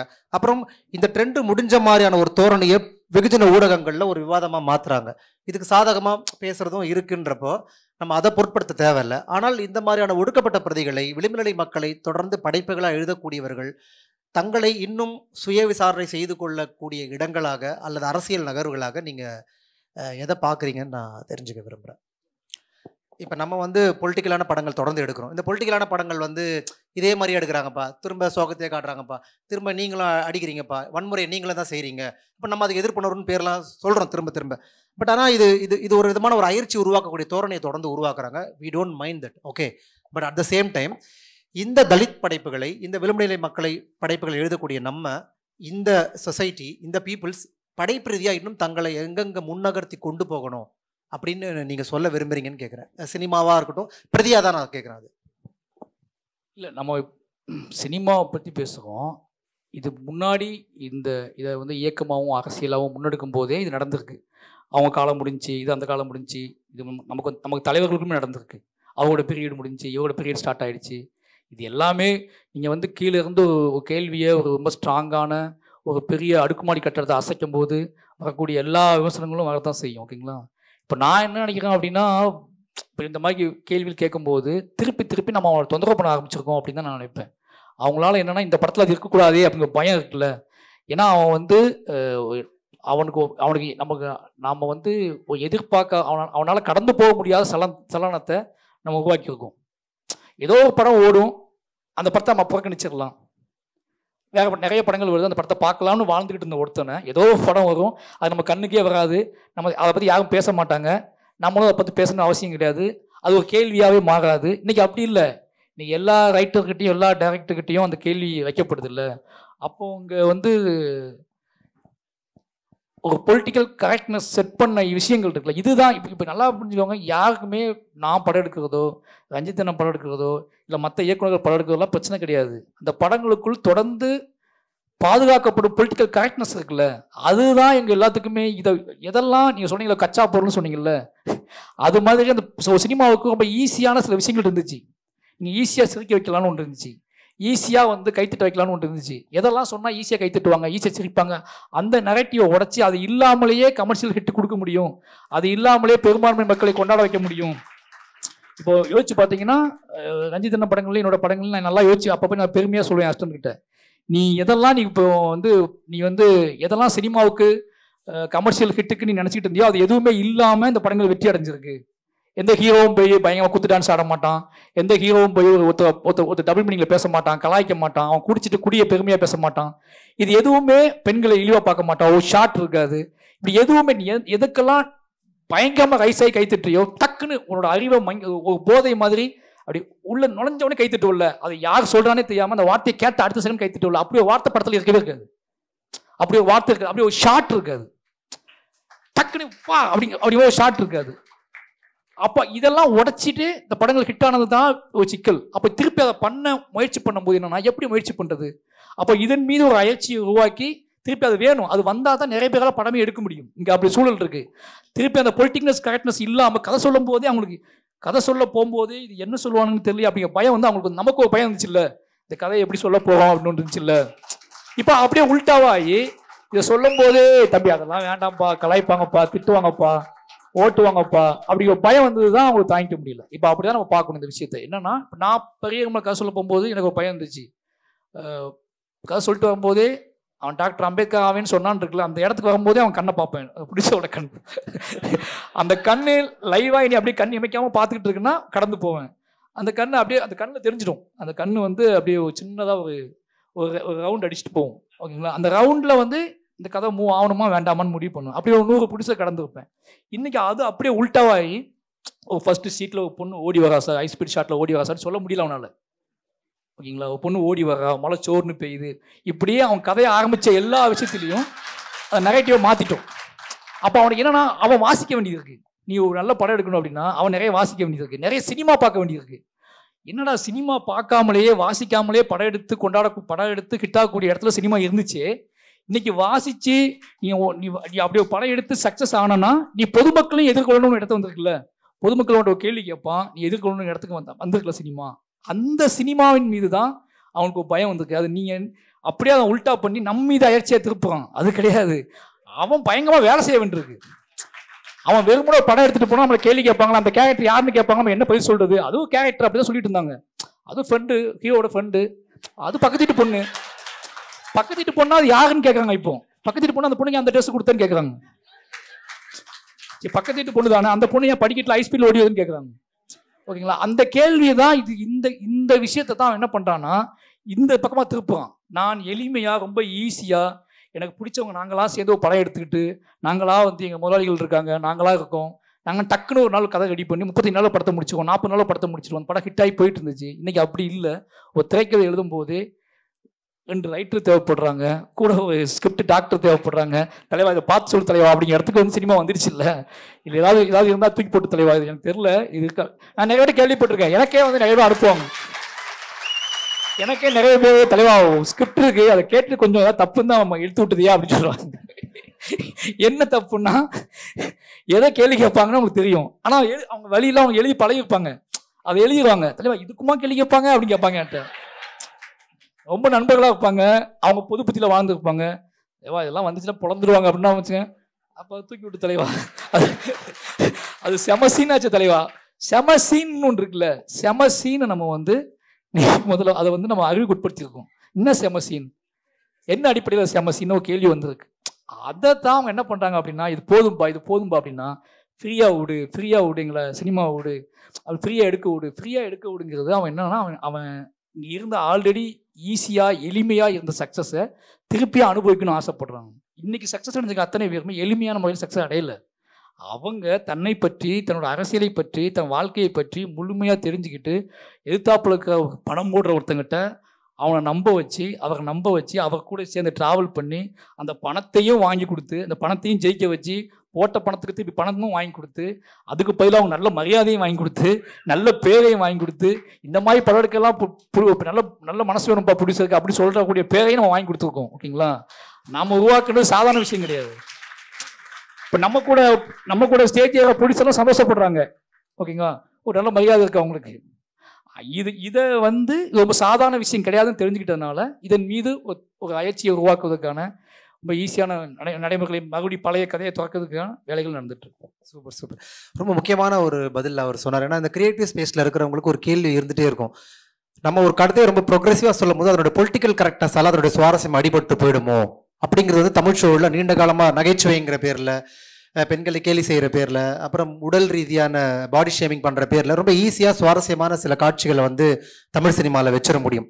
ஆனால் பொலிட்டிக்கல் கரெக்ட்னஸோடவும் அந்த சுவாரஸ்யத்தை வேறு வகையில் கொடுக்க முடியும் அப்படின்னு நிரூபித்த மிக முக்கியமான இயக்குநர்களாக பா ரஞ்சித் அவர்களையும் மாரி செல்வராஜ் அவர்களையும் இந்த மேடையில் வந்து நம்ம வந்து சொல்லலாம்.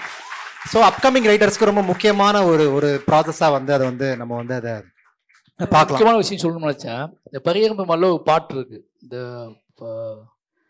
ரெக்க வச்சா வானத்தல்லன்னு ஒரு பாட்டு இருக்கு. அந்த பாட்டு நாங்கள் எழுதி ரஞ்சிதனுக்கு போட்டு காமிச்சோம். அது வந்து கவிஞர் விவேக் எழுதியிருப்பார். ஓகேங்களா? அதில் ஒரு வார்த்தை வரும். அந்த பாட்டு எப்படி ஆரம்பிக்கும்னா, பொட்டக்காட்டில் பூவாசம், பொட்டப்புள்ள ஓவாசம் தான் அந்த பாட்டு எழுதியிருப்பார். அது நம்ம தமிழ் சினிமாவில் பழக்கப்பட்ட ஒரு வார்த்தை. ஓகேங்களா? அது யாருக்குமே தப்பாக தெரில. அப்போ நான் ரஞ்சிதன் கேட்கும்போது அந்த பொட்டப்புள்ள தூக்கிடலான்னு சொல்கிறாரு. ஓகேவா? அப்போ நான் போய் சொல்கிறேன், அந்த பொட்டப்பிள்ளை தூக்கிடலாம், அப்போ அந்த பொட்டப்பிள்ளைன்னு இருக்குல்ல தூக்கிடலான்னு சொல்கிறோம். இது வந்து ஃபஸ்ட்டு படம் எனக்கு. அப்போ எனக்கு நிறைய அறிவுகள் சொல்லுவாங்கல்ல, ஏன்னா அது ரொம்ப சாதாரண வார்த்தைங்க, எல்லா இடத்துலையும் பேசுவாங்க. இப்போ பொட்டப்பிள்ளை எப்படி பொட்டப்பிள்ளை இப்போ எப்படி தான் சொல்கிறது அப்படிங்கிற மாதிரி ஒரு நெருக்கமான வார்த்தை. பட் அதை ஃபைட் பண்ணி நான் வந்து இல்லை வேண்டாம் தூக்கி சிட்டுப்புள்ளுன்னு மாற்றணும். ஓகேங்களா? சிட்டுப்புள்ள வாசம்னு மாற்றணும். எனக்கு அந்த பாயிண்ட்லேருந்து அவங்க அதை எப்படி அவர் அது வந்து தப்பான இதில் எழுதலை. அவர் நம்ம சொன்ன மீனிங் தான் எழுதியிருக்காரு. ஆனால் அதுக்கு அவர் பழக்கப்பட்டிருக்காரு. பட் நாம் அந்த நெகட்டிவ் செட் பண்ணுறதுக்குள்ள திருப்பி நம்மளால் தூக்க முடியாது, நம்மளால் மாற்ற முடியும், இன்னொரு வார்த்தையை கொடுக்க முடியும். அந்த சவுண்டுக்கு அது நல்லா இருக்குது அப்படிங்கிறதுக்காகவே நம்ம அதை வந்து அவங்களுக்கு நோக்கம் எது ஒன்றுமே கிடையாது. அந்த சவுண்டுக்கு அது கேட்சாக இருக்குது, அதை யூஸ் பண்ணால் பயங்கரமாக ரீச் ஆகும் அப்படின்னு அவங்க நம்புகிறாங்க. பட் அந்த சவுண்டை விட, அந்த கேட்சை விட அதுக்குள்ளே நம்மளால் மாற்ற நம்மளால முடியாது, நம்ம ஏன் மாற்றாமல் இருக்கணும் அப்படின்னு ஒரு கேள்வி இருக்குல்ல. அந்த நாள்ல இருந்து அதை யோசிக்க முடியுது எனக்கு. அது ரொம்ப பெரிய டிஸ்கஷன். இதுக்கெல்லாமா பார்ப்பீங்க அப்படின்னு நிறைய டிஸ்கஷன்லாம் நடந்துச்சு. இப்போ என் அஸ்டண்டே வந்து சார் அது நல்லா இருந்துச்சு அப்படின்னு சொன்னாங்க எல்லாருமே. ஏன்னா சிட்டுப்புலன்னு கேட்கும்போது அவன் முதல்ல அதுக்கு தயாராகல. ஆனால் பாட்டு ரிலீஸ் ஆனதுக்கப்புறம் இந்த ஆப்ஷன் யாருக்கும் தெரியாது இல்லை, இப்படி ஆப்ஷன் வந்துச்சு யாருக்கும் தெரியாது இல்லை. ஆனால் முதல்ல இந்த பாட்டை கேட்கவே இல்லாமல் சாதாரண சிட்டு பிள்ளைங்க வார்த்தை அவங்க பிடிச்சே பாடினாங்க. அப்போ நாம் ரெடி பண்ணும்போது நம்ம நினச்சிக்கிறோம் அது உங்களுக்கு இது பிடிக்காது அப்படின்னு சொல்லிட்டு. அது வெளியே வந்ததுக்கப்புறம் தான் இந்த நெரட்டிவே அவங்களுக்கு தெரியாது மக்களுக்கு. நான் இப்படி ஒன்று எழுதி ஒரு சண்டை நடந்து மாற்றிருக்கோம்னே தெரியாது யாருக்குமே. அப்போ நாம துணிஞ்சு எடுக்கிற முடிவுன்னு ஒன்று இருக்குல்ல, நம்மளால எடுக்க முடிஞ்ச முடிவு கூட நம்ம எடுக்கலாம் என்ன அர்த்தம் ஒரு கேள்வி இருக்குல்ல, அதுவும் முக்கியமான. இதனோட தொடர்படுத்த அந்த மஞ்சனத்தியை கேட்கலாமா? அது என்னென்ன? அது மஞ்சனத்தி அது பெரிய இஷ்யூ. என்னன்னா எனக்கு உண்மையிலேயே ஒரு பெரிய பாடம்னே சொல்லலாம், ஒரு பெரிய ஃபைட்னே சொல்லலாம். மஞ்சனத்திங்கிறது எங்கள் ஊரில் இருக்கக்கூடிய கஞ்சனை சொல்லணும். அது மஞ்சனத்தி முன்னாடி பண்டாரத்தின்னு இருந்துச்சு. பண்டாரத்திங்கிறது எங்களோட பாட்டியோட பேர். ஊரில் ஒரு 10 பேர் இருப்பாங்க அதில். அப்போ அது எழுதும்போது அந்த அந்த அந்த அந்த காதல் அந்த வயசான ஒரு முதியவனுக்கும் அவங்க நினைவுகளுக்கும் காதல்னு எழுதியாச்சு. நம்ம அதை பொருட்படுத்தவே இல்லை, நம்ம அதை யோசிக்கவே இல்லை. அப்போ அந்த பாட்டு மறுபடியும் கேட்குறாரு, பாட்டு ரிலீஸ் ஆகிடுச்சு. அப்போ ரஞ்சிதன் தான் முதல்ல ஃபோன் பண்ணுறாரு, டேய் அந்த வார்த்தை ஓகேவாடா அப்படின்னு கேட்குறாரு. அவன் எங்கள் பாட்டி பேர்லாம் அப்படிங்க நான் சொல்கிறேன், அது எங்கள் ஆட்சி பேர் தானே அப்படின்னு சொல்கிறேன் நான். இல்லையாடா அப்படின்னு சொல்லி விட்டேன். பாட்டு ரிலீஸ் ஆகிடுச்சு, நானுமே அதை பொருட்படுத்தலை. அதுக்கப்புறம் கொஞ்சம் கொஞ்சமாக வர வர வர வர நிறைய விஷயங்கள் எழுத ஆரம்பிக்கும். நம்ம நம்ம நம்ம நினச்சி பார்க்க முடியாத இடத்துல ஃபோன்ஸ்லாம் வருது, ஓகேங்களா? ஃபோன் வரும்போது அப்போ என்னை நேரில் மீட் பண்ண வர்றாங்க அந்த பண்டாரத்தி. அப்போ நான் சொன்னேன், நான் என்னோடய ஓட்டர் ஐடிலாம் காட்டுறேன், எங்கள் பாட்டியோட பேர். ஊரில் இது என்னன்னா இதை விடக்கூடாது அப்படின்னு நினச்சி நான் என்ன பண்ணேன்னா, ஊரில் நிறைய ரேஷன் கார்டு ஓட்டர் ஐடிலாம் வாங்கிட்டு வர சொல்லி சென்சார் போர்டுக்கு அப்படி தான் நான் போனேன். சென்சார் போர்டுக்கு போகும்போது நானும் தானுசாக போகும்போது கையில் ஓட்டர் ஐடி ரேஷன் கார்டெலாம் எடுத்து போகிறோம். இந்த பேரை அதை போய் காட்டுறவங்ககிட்ட ஒரு பெரிய ஆர்கியூமெண்ட் நடக்குது. ஆர்கியூமெண்ட் நடக்கும்போது அவங்க ஒன்று சொன்னாங்க, நான் அப்போ அந்த நாள் மறக்க முடியாத வாழ்க்கையில் என்ன அப்படின்னா, அதுக்கு முன்னாடியே கேஸ் ஃபைல் பண்ணிட்டாங்க, படம் சென்சாரே ஆகலை, அதுக்கு முன்னாடி கேஸ் ஃபைல் பண்ணிட்டாங்க. அப்போது நானும் தானுசாக உட்காந்துருக்கோம், எல்லோரும் கேள்வி கேட்குறாங்க. கேள்வி கேட்கும்போது ஃபைட் நடக்குது. இதெல்லாம் 80, 60, 70, 90 கட்டு கொடுக்குறாங்க. இதெல்லாம் நீங்கள் ரிவைசிங் கமிட்டி கொண்டு போங்க, இதை பண்ண முடியாது. இவர் தானுசார் சொன்னாங்கன்னா, தம்பி ரிவைசிங் கமிட்டிலாம் போனால் படத்தை பற்றி நெகட்டிவாக ஆரம்பிச்சுவாங்க, என்னாலும் இங்கேயே பேசி முடிச்சுட்டு அப்படின்னு சொல்லி. இப்போ நான் ஒன்றே தான் கேட்டேன், என்ன ரீசன்னு சொல்லுங்கள், எதுக்கு இவ்வளோ கட்டு, எவ்வளோ விஷயம் எதுக்கு, உங்கள் மேலே ஒரு 60 கம்ப்ளைண்ட் இருக்குது, சொல்கிறீங்க, என்ன விஷயம் சொன்னால் நீங்கள் தாங்க மாட்டீங்க அப்படின்னு சொன்னாங்க. சொன்னால் அவங்க நீங்கள் ஃபீல் பண்ணுவீங்க அப்படி சொன்னாங்க. இல்லை நீங்கள் சொல்லுங்கள் பரவாயில்ல அப்படி சொல்லி தான் சொன்னோம். அப்போ அவங்க என்ன சொன்னாங்கன்னா, இந்த பேர் எல்லா பக்கமும் இருக்குது, பட் இந்த பேரை மாரி செல்வராஜ் பயன்படுத்தினா அவர் அவர் ரொம்ப கீழ்நிலையில் கூடிய ஒருத்தர், அவர் பயன்படுத்தினது ரொம்ப தப்பாக எங்களுக்கு கொச்சையாக பார்க்குற மாதிரி இருக்குது, அவர் பயன்படுத்தக்கூடாது அப்படின்னு அவங்க பதிவு பண்ணியிருக்காங்கன்னு சொன்னாங்க. அப்போ நான் இது அன்னைக்கு இருந்த சென்சார் ஆஃபீஸர் எல்லாத்துக்குமே தெரியும், தானுசாருக்கும் தெரியும். நான் ஒரு 1/2 மணி நேரம் பேசல, அப்படி கண்காணி உட்காந்துட்டு இருக்கேன். நான் ஏன் பயன்படுத்தக்கூடாதுன்னு நான் கேட்டேன். திருப்பியும் போய் ஆர்கியூமெண்ட் போச்சு. சார் நீங்கள் அப்போ சென்சார் ஆஃபீஸர் சொன்னாங்க, உங்கள்கிட்ட ஆர்கியூ பண்ணவே முடியல, ரொம்ப எமோஷனலாக இருக்குது, நீங்கள் இதை பாம்பே கொண்டு போங்க படத்தை அப்படின்னு சொன்னாங்க. சரின்னு சொல்லிட்டு தானுசார் சொன்னான்னு சொல்லிட்டு நான் என்ன சொன்னேன் அப்படின்னா, ஓகே சார் அவங்க இவ்வளோ சொல்கிறாங்களே, இதை வெளியே போனால் நான் ஒரு ஃபைட் பண்ணி பார்க்குறேன் சார் அப்படின்னு சொன்னால், இல்லை தம்பி இது பெரிய இஷ்யூ ஆக்குவாங்க, தேவையில்லாமல் வேண்டாம் எதுக்கு அப்படின்னு சொல்லி. அப்போ எல்லாத்தையும் யோசித்தேன். ஒரு கம்யூனிட்டி சைட்லேருந்து ஃபஸ்ட்டு நான் என்ன வச்சேன்னா, ஒரு கம்யூனிட்டி சைட்லேருந்து ஃபீல் பண்ணுறாங்க ஒரு கரெக்டான ஆன்சர் எடுக்கணும்னு நினச்சிட்டு இருந்தேன். அந்த கம்யூனிட்டி சைட்லேருந்து சொல்லப்பட்ட பதில் எனக்கு ரொம்ப டிஸ்டர்ப் பண்ணிச்சு, ஃபைட் பண்ண தோணுச்சு. இது ரெண்டையும் பேலன்ஸ் பண்ணி நான் ஒரு முடிவு எடுக்க வேண்டியிருக்கு. ஃபஸ்ட்டு நான் ஒரு முடிவு எடுக்கிறேன், சரி ஓகே அது தப்பாக தான் தூக்கிடலான்னு சொல்லிட்டு. பட் அதுக்கு சொல்லப்பட்ட பதில் இனி ரொம்ப ஹர்ட் பண்ணுது. ஏன்னா என்கிட்ட பேர் இருக்குது, என்கிட்ட ஒரு 10 பேர் இருக்குது, நான் அதுக்கு ரேஷன் கார்டு வச்சுருக்கேன், இதாக வச்சுருக்கேன். அப்போ ஒரு கட்டத்துக்கு மேலே நான் என்ன முடிவு பண்ணுறேன், சரி ஓகே நான் அதை மஞ்சனத்தி மாற்றிக்கிறேன்னு சொல்லி எழுதி கொடுத்துட்டு நான் மஞ்சனத்தின்னு பேரை மாற்றிக்கிட்டேன். இப்போ என்ன ஆகுதுன்னு எனக்கு என்ன தோணுது அப்படின்னா, இப்போ நான் அந்த பேரை எடுத்து யூஸ் பண்ண முடியாதுன்னு ஒன்று இருக்குல்ல, இப்போ வேறு யாராவது பேரை யூஸ் பண்ணியிருந்தா என்ன ஆயிருக்குன்னு எனக்கு தெரியல. அப்படி ஒரு தோண வருது இல்லை, இது மற்றவங்க யூஸ் பண்ணியிருந்தா கண்டுக்காம விட்டுருப்பாங்களோ, மற்றவங்க இதை பண்ணியிருந்தா கண்டுக்காம விட்டுருப்பாங்களோ, அந்த அந்த அந்த குழப்பமும் அந்த தயக்கமும் இருக்குல்ல, அது ரொம்ப இரிட்டேட் பண்ணுது ஒவ்வொரு ஸ்கிரிப்ட் எழுதும் போதும். அடுத்தடுத்த ஸ்கிரிப்ட் எழுதும் போதெல்லாம் நம்ம என்னன்னா, நம்ம பண்ணுறோம் இதை மற்றவங்க பண்ண இது. இப்போ ஒரு ஷார்ட் எடுக்கும்போதே அந்த ஒன்று எழுதிருந்தீங்களா ஏன் எடுக்கல அப்படின்னு கேட்பாங்க என் அசிஸ்டன்ட்ஸ். நான் சொல்லுவேன், அது எடுத்தால் ஏதாவது பேசுவாங்கடா வேணாண்டா. இது இப்போ வரைக்கும் இருக்குது. இப்போ மணி சார், வெற்றிமான் சார் எல்லாம் உட்காந்து ஒரு மீட்டிங் பேசும்போது நான் சொன்னது தான் சொன்னேன், உங்கள் எல்லாத்துக்கும் இல்லாத தயக்கம் எனக்கு ஒன்று இருந்துக்கிட்டே இருக்கையே, அந்த தயக்கத்தை நான் எப்போ உடச்சி வெளியே இருக்குது. ஏன்னா என்னோட பெர்ஸ்பெக்டிவ்னு வரும்போது அதுக்கு வேற ஒரு பார்வை திணிக்கப்படுது. என்னோட பெர்ஸ்பெக்டிவ் திடீர்னு சில நேரம் அவமானப்படுத்தப்படுது. என்னோட பெர்ஸ்பெக்டிவ் சில நேரம் வன்முறையை தூண்டுற மாதிரி சொல்லப்படுது. என்னோட பெர்ஸ்பெக்டிவுக்கு வேற வேற உணர்ச்சிகள், அவங்களுக்கு தகுந்த மாதிரி உணர்ச்சிகளை ஈஸியாக கொடுக்க முடியுது. ஆனால் இன்னும் மற்றவங்களோட பெர்ஸ்பெக்டிவ் வெறுமன சினிமா, வெறுமன அது ஒரு சினிமா சுதந்திரம், சினிமாக்குள்ள இது சாத்தியம் தான்பா அப்படிங்கிற இடத்துக்கு அது போயிடுது. அப்படிங்கும்போது இவ்வளோ பொறுப்பையும் சுமந்துக்கிட்டு, இவ்வளோ விஷயத்தையும் சுமந்துக்கிட்டு நாம் ஒரு ஆழமான ஒரு அரசியலை கடத்தணும் அப்படிங்கும்போது நமக்கு பயங்கர அது சுமையாக மாறிடுது. இந்த சுமைக்குள்ளே தான் நம்ம ஷார்ட்டை கண்டுபிடிக்க வேண்டியிருக்கு, இந்த சுமைக்குள்ளே தான் நம்மளோட விஷுவல் கண்டுபிடிக்க வேண்டியிருக்கு, இந்த சுமைக்குள்ளே தான் நம்மளோட கேரக்டர்ஸுக்கு ஒரு ஜஸ்டிஃபை கொடுக்க வேண்டியிருக்கு. இப்படி கேட்டிங்களே ரத்தின வேலு, இதெல்லாம் இந்த சுமைக்குள்ளே வர்றது தான். இந்த சுமையோடு சேர்ந்து இதை நிராகரிக்க முடியாத படைப்பாக எப்படி மாற்றணும், எதன் அடிப்படையிலையும் சும்மா கூட நீ வந்து என் படத்தை பொது இடத்துல நிராகரிக்கக்கூடாது. நீ தனியாக வீட்டில் உட்காந்து நிராகரிக்கலாம், உன் நண்பர்களோட நிராகரிக்கலாம். ஒரு பொது வெளியில் உன்னையால் சத்தமாக பகிரங்கமாக என்னோட படைப்பை நிராகரிக்கக்கூடாது அப்படிங்கிறதுக்காக வேலை செய்ய வேண்டியது தான். இந்த வேலையை ரொம்ப ஸ்ட்ராங்காக செய்ய வேண்டும்.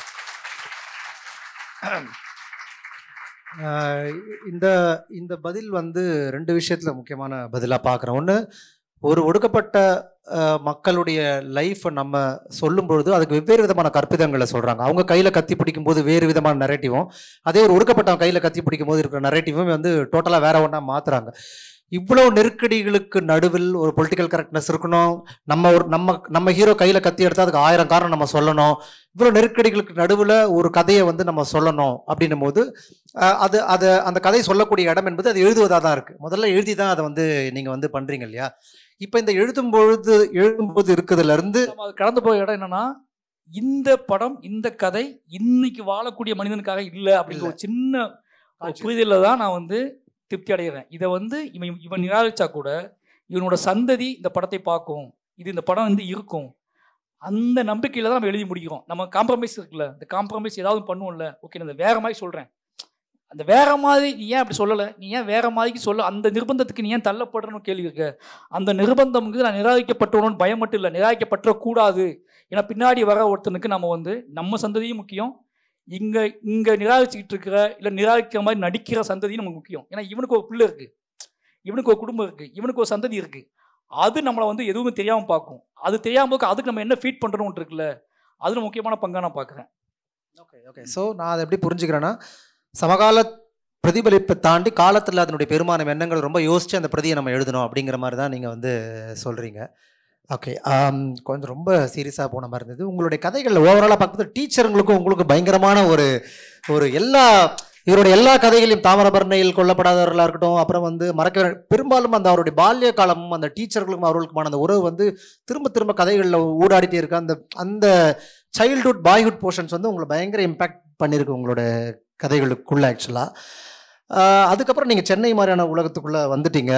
சென்னையில் வந்து நீங்கள் பெரும்பாலும் சென்னையை மையப்படுத்தி கதைகள் எழுதலை. அதில் ஒரு கதை வந்து பயங்கர இன்ட்ரெஸ்டிங்காக அவர் படமாகவே கூட ஆக்கலான்னு எனக்கு தோணுச்சு. ஒரு மனைவி வீட்டை விட்டு வெளில போயிடுவாங்க, அந்த அப்பா வந்து 2 பசங்களை வீட்டில் வளர்ப்பாரு, அந்த வீட்டில் நீங்கள் அந்த பசங்களை பார்த்துக்கிறதுக்காக போவீங்க. ஒரு கதை ரொம்ப இன்ட்ரெஸ்டிங்கான ஒரு அனுபவமாக அது இருந்தது. இப்போ மாரி செல்வராஜ் அப்படின்னா அவர் சொந்த வாழ்க்கையில் நிறைய கதைகளை சொல்கிறாரு. ஒரு 4 படம், சேலம் கூட தவிர்க்க முடியாத சேதாரமாக சேலம் போயிடுச்சு இப்போ நீங்கள் சொல்லும் போது தான் தெரியுது.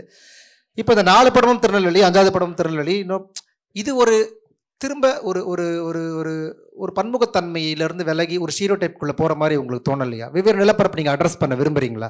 சென்னையில் எத்தனை வருஷம் வாழ்ந்துட்டீங்க. ஸோ லைக் எப்படி உங்களோட நிலை, இப்போ இந்த தலைப்பு கொஞ்சம் நெருக்கமான கேள்வியாக அதை கேட்குறேன். நிலமும் மனிதர்களும் என்பது இப்போ மாரி செல்வராஜோட நிலம் என்பது அந்த கரிசல் அதனை ஒட்டித்தானா? அங்கே மாரி செல்வராஜ் மட்டுமே இல்லைல்ல, கர்ணன் இருக்கான், அவங்க கதையும் சொல்லணும். அப்புறம் வந்து பெரியர் பெருமாள் இருக்கான், அவங்க கதையும் சொல்லணும். பைசன் காலமாடன் இருக்கான், அவங்க கதையும் நான் சொல்லணும். அப்படிங்கும்போது எனக்கு ரெஸ்பான்சிபிலிட்டி, நான் மட்டும் தானே வந்திருக்காங்க இருந்து, அந்த ரெஸ்பான்சிபிலிட்டி இருக்குது. என்னடா உன் கதையை மட்டும் சொல்லிட்டு நீ போயிட்டு அப்போ என் கதையை யாரா சொல்லுவான்? நீ காலேஜில் படிக்கிறதுக்கு நீ படிக்க முடியாமல் ஓன கதையை மட்டும் சொல்லிட்டியே, நான் ஊரை திரும்பி அடிச்சேனே, அந்த கதையை நீ சொல்லியான்னு கேட்டால் கர்ணன் எடுக்கும். ஓகேவா? அப்போ பெரியர் பெருமாள் நான்னா கர்ணன் இன்னொருத்தன். இப்போ கர்ணன் ஒருத்தன் சண்டை போட்டு அடிச்சோன்னு பண்ணோம்னா பைசன் இன்னொருத்தன். ஓகேங்களா? அப்போ அவங்க தென்பட்டுக்கிட்டே இருக்காங்க எனக்கு. அப்போ எனக்கு ஒரு ஸ்பேஸ் கிடச்சி என் கதையை மட்டுமே நான் சொல்லிட்டேன்னு ஒன்று இருக்குல்ல, என் கதையை மட்டுமே சொல்லிட்டேன். அப்போ அவங்க தென்பட்டு இருக்கும்போது அவங்களோட சாதனைகளும் அவங்களோட வேதனைகளும் அவங்களோட போராட்டம்னு ஒன்று இருக்குது, அவங்க முன்னெடுத்த ஒரு கிளர்ச்சின்னு ஒன்று இருக்குது. அப்போ அதையும் நம்ம சொல்லி ஆகணும். அப்படிங்கும்போது அந்த அடிப்படையில் பார்த்தீங்கன்னா நீங்கள் நம்ம நினைக்கிறோம் ஒரு நிலத்திலிருந்து என் பார்வையிலேயே பார்க்கறதுனால உங்களுக்கு இது எல்லாமே ஒரே இடத்துல வர மாதிரி தெரியும். ஆனால் இவங்க அத்தனையுமே வேறு மனிதர்கள். இவங்க ஒரு பிரச்சனைக்கு இவங்களோட நிலைப்பாடுகள் மாறுது. பெரியர் பெருமாள் எடுத்த நிலைப்பாடை கர்ணன் எடுக்கலை. ஓகேங்களா? கர்ணன் எடுத்த நிலைப்பாடை பைசன் எடுக்க மாட்டான். இது ஒவ்வொருத்தரும் ஒவ்வொரு நிலைப்பாடு எடுத்து நகர்ந்துருக்காங்க. அப்போ அந்த நகர்தல் முக்கியமானதுன்னு நான் பார்க்குறேன்.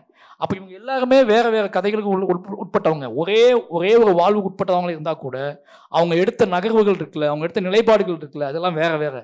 அப்போ எல்லா பெர்ஸ்பெக்டிவும் நம்ம சொல்லணும். இப்போ கர்ணனோட பெர்ஸ்பெக்டிவ் வேறு, பையனோட பெர்ஸ்பெக்டிவ் வேறு, காலமாடனோட பெர்ஸ்பெக்டிவ் வேறு, மாமனோட பெர்ஸ்பெக்டிவ் வேறுனா இவங்க எல்லாத்தையுமே நான் சொல்லணும் அப்படிங்கிறது தான் இன்னும் தீரல். அது கோடிக்கணக்கான பேர் இருக்கான்.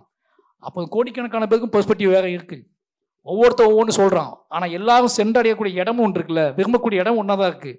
ஆனால் போகிற பாதைகள் வேறு வேறையாக இருக்குது. அந்த பாதைகளின் வழியாக வந்து சேர்ந்தால் என்ன மாதிரி இடைகள் இருக்குது, என்ன மாதிரி இடையூறுகள் இருக்குது, அந்த பாதையை தேர்ந்தெடுப்பதன் மூலமாக நீ எப்படிலாம் எகலப்படுவாய். ஒரு பாதையை நீ சூஸ் பண்ணுற பாதையின் வழியாக நான் ஒரு பாதையை சூஸ் பண்ணுறேன், அப்போ நான் எகலப்பட்டேன். இன்னொரு பாதையை சூஸ் பண்ண ஒருத்தன் வேற ஒன்றா பார்க்கப்படுறான். அப்போ எல்லா பாதையும் எங்கே போய் சேருது அப்படின்னு ஒரு கேள்வி இருக்குல்ல. அப்போ எல்லா பாதைகளையும் பற்றி நான் பேச வேண்டியிருக்கு. நம்ம பேச வேண்டியது மனிதர்களை பற்றி. நாம அந்த இடத்துல இல்லை. நம்ம வெறுமன கேரக்டரை பற்றி பேசலை. நாம் கடந்து வந்த பாதை இருக்குல்ல. இப்போ எல்லா படமுமே கிட்டத்தட்ட ஒடுக்கப்பட்ட மக்களை படம் எடுக்கிறவங்க அத்தனை பேருமே அவங்க பயணப்பட்ட பாதையை தான் படமாக்கிட்டு இருக்கோம் நாங்கள் எல்லாருமே. இப்போ என்னோட பரியம்பமாகட்டும், கண்ணனாகட்டும், மாமனாகட்டும், இவங்க எல்லாருமே எந்தெந்த பாதையை சூஸ் பண்ணி அங்கங்கே வந்தாங்கன்னு ஒரு கேள்வி இருக்குல்ல. அதுதான் முக்கியம். இப்போ வாழை அந்த அடிப்படையில் எடுக்கப்பட்டது தான். நான் ஏன் வாழையை போய் எடுக்கணும்னு ஆசைப்பட்டேன் அப்படின்னா, என்னோட பெர்ஸ்பெக்டிவ், நான் எங்கே இருந்து என்னோட வேற அவன் தெரிஞ்சுக்கணும். இப்போ வாழை பார்த்ததுக்கப்புறம் நிறைய பேர் இன்னொரு தன்மையில் என்ன பேசுகிறாங்க. என்ன தன்மை அப்படின்னா, அவங்களால பிலீவ் இது வாழை அவனுக்கு மொத்த கதையை நிஜமாக்கி விட்டுருக்கு. அது வரைக்கும் அவனுக்கு ஒரு டவுட் இருந்தது. சினிமாவா புனைவா நினச்சிட்டு இருந்த ஒருத்தன் வாழை உண்மை சம்பவம்னு தெரிஞ்ச உடனே அப்போ அதுவும் உண்மைதானே எல்லாமே அப்படிங்கிற பெர்ஸ்பெக்டிவ் அவன் மறுபடி போகிறான். அப்போ பெரியம்மாள் உண்மையானு கேட்குறான். அப்போ இவ்வளோ நாள் உனக்கு தெரியாதா அப்படின்னு, உனக்கு அது உண்மைன்னு, உனக்கு இது உண்மையாக தான் அவன் தமிழ் சமூகத்தில் இருக்கணும்னு நம்பலாவன். இது உண்மையை இவங்க எடுத்துக்கூட்டி காட்டுறானுங்கன்னு நினச்சிட்டு இருந்த ஒருத்தன் வாழை அப்பட்டமான உண்மைன்னு தெரிஞ்ச உடனே அப்போ இது அந்த வாழையை வச்சு அவன் மற்ற கதையெல்லாம் யோசிக்க ஆரம்பிக்கிறான். அது அவனோட பெர்ஸ்பெக்டிவ் கொஞ்சம் சேஞ்ச் பண்ணுது. நான் வாழை எடுத்துக்கான காரணமே முதல்ல நான் யார் நம்மளை தெரிஞ்சுக்கும், என்கிட்ட என்ன மாதிரி நான் எங்கேருந்து வந்திருக்கேன்னு தெரிஞ்சுக்கும். அதன் மூலமாக என்னோட கதைகள் நீ பார்க்க ஆரம்பி அப்படின்னு. உனக்கு குறைந்தபட்சம் நீ போடுற வேஷம் என்ன வேஷமாக போட முடியும். அதிகமாக நிறைய போட்டது என்னென்னா, நாங்கள் யாரையும் தொந்தரவு பண்ணுறதில்லை, நாங்கள் என் வாழ்க்கையை வாழ்ந்துகிட்டு இருக்கோம், நாங்கள் பாட்டில் போயிட்டு இருக்கோம், இப்போ எதுக்குப்பா அப்படின்னு கேட்குறாங்கல்ல. அவனுக்கு முதல்ல ஹியூமனாக நீ தெரிஞ்சிக்க வேண்டிய விஷயங்கள் நிறைய இருக்குது.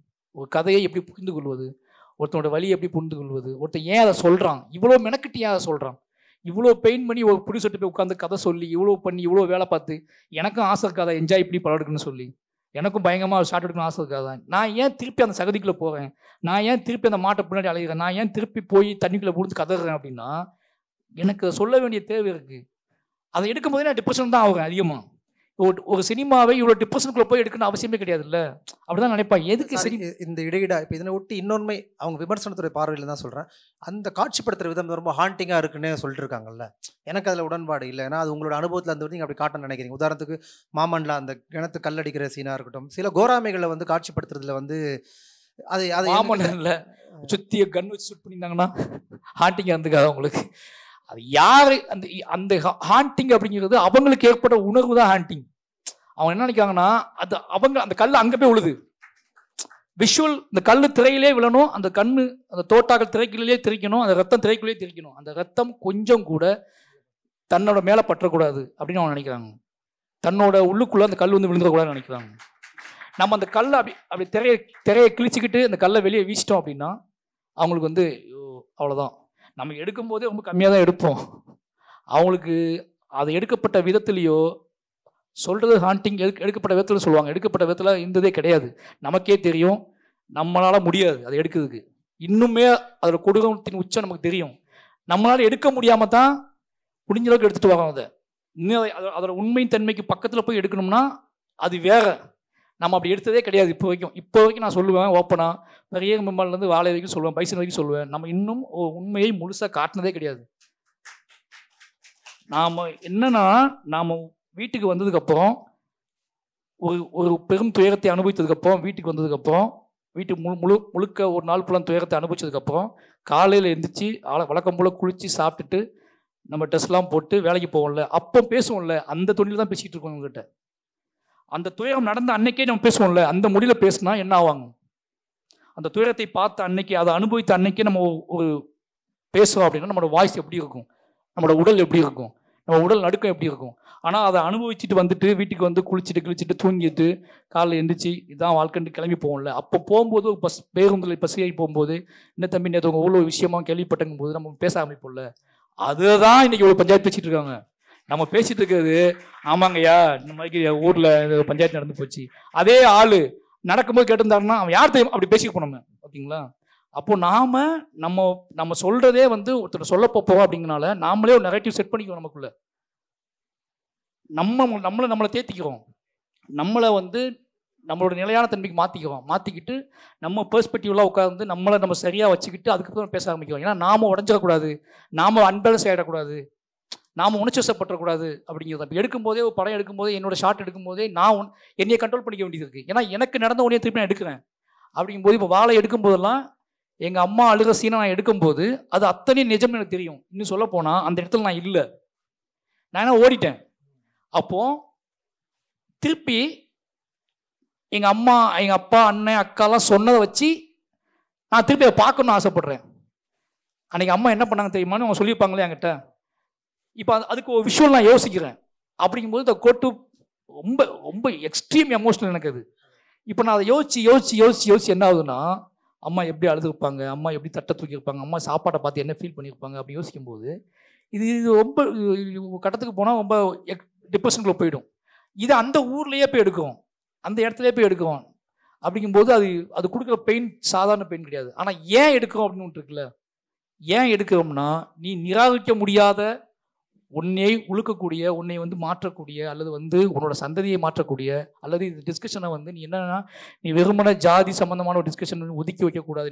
நீ வந்து குறைந்தபட்சம் உன்னோட மனித வேல்யூவே கேள்வி கேட்கக்கூடிய, அதை திறந்து விடக்கூடியதோ உன்னை நான் பண்ணி ஆகணும் அப்படிங்கிற கேள்வி இருக்குல்ல. பலதரப்பட்ட பாதைகள் இருக்குது. இப்போ ரஞ்சித்தனோட பெர்ஸ்பெக்டிவ் பார்க்க சொல்கிறாரு, மற்ற டைரக்டர்ஸுக்காக சொல்கிறாங்க, வெற்றிமானுக்காக சொல்கிறாங்க. அப்படின்னா என்னோட பெர்ஸ்பெக்டிவ் ஒன்று இருக்குல்ல, இந்த பெர்ஸ்பெக்டிவ் உனக்கு தேவைப்படுதுன்னு நான் நம்புவேன். இந்த பெர்ஸ்பெக்டிவ் என்ன ஆகுதுன்னா, அவன் குறைந்தபட்சம் ஏதோ ஒன்று அவனோட குழந்தையை வகுடும் போதோ, அவன் குழந்தைக்கு முத்தம் கொடுக்கும் போதோ, இல்லை அவனோட பையனுக்கு அவன் ஷூ மாட்டி விடும் போதோ, அந்த பையனுக்கு ஒன்று சொல்லிக் கொடுக்கும் போதோ கொஞ்சமாவது மாறுவான்.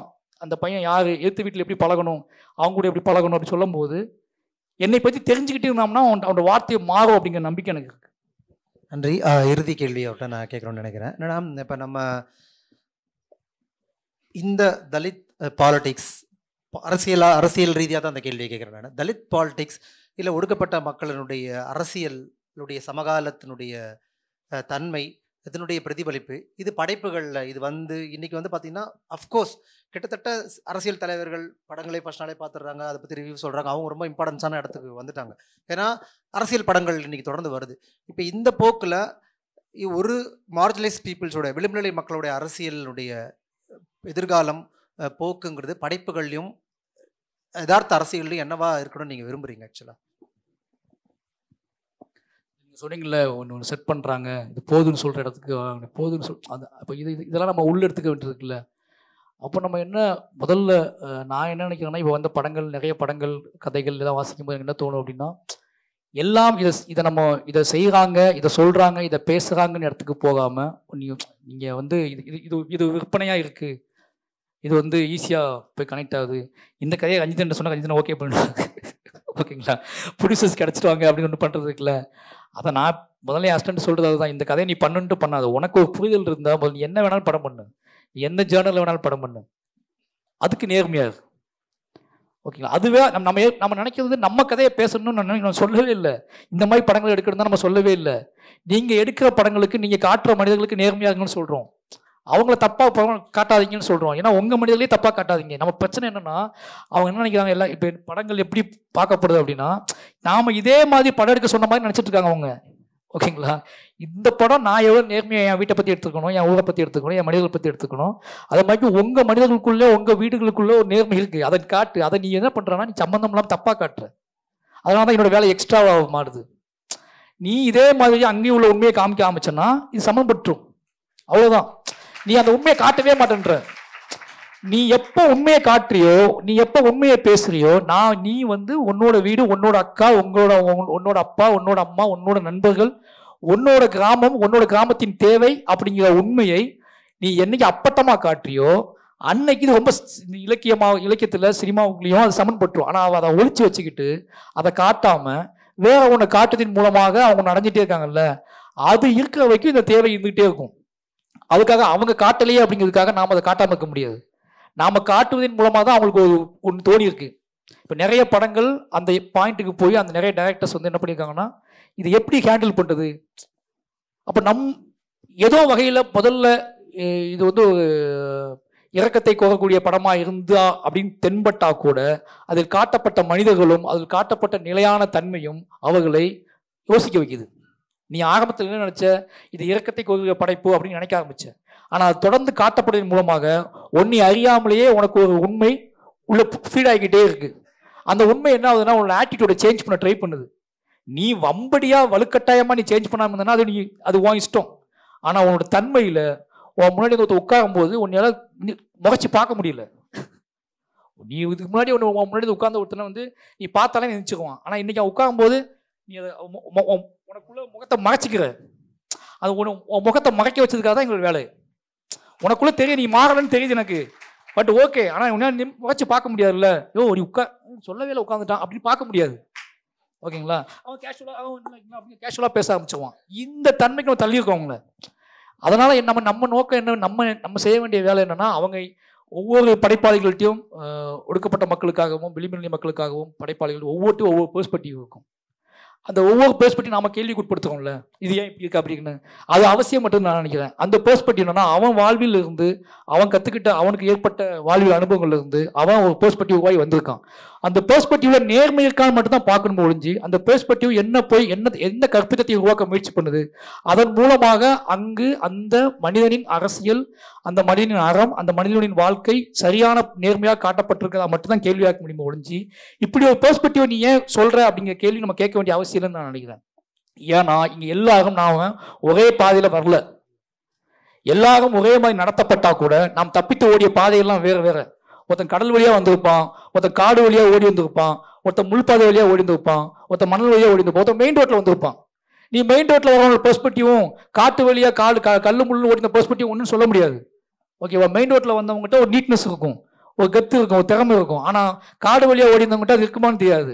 அவன் வந்த உடனே அவனுக்கு என்ன தேவையோ முதல்ல தண்ணி கேட்பான், தண்ணி கொடுறான்னு கேட்பான். தண்ணி குடிச்சதுக்கப்புறம் அவனு கேட்க ஆரம்பிப்பான். அப்போ அவனோட சொல், அவனோட பிரயோகம், அவனோட வார்த்தை, அவனோட அவனோட விஷுவல், அவனோட காட்சி, இது எல்லாமே சேஞ்சஸ் ஆகும். அப்போ நம்ம கிட்ட இருந்து வரக்கூடிய எல்லாருமே ஒவ்வொரு பெர்ஸ்பெக்டிவ்ல ஒவ்வொரு வாழ்க்கையிலிருந்து தப்பிச்சு ஓடி வந்திருக்காங்க.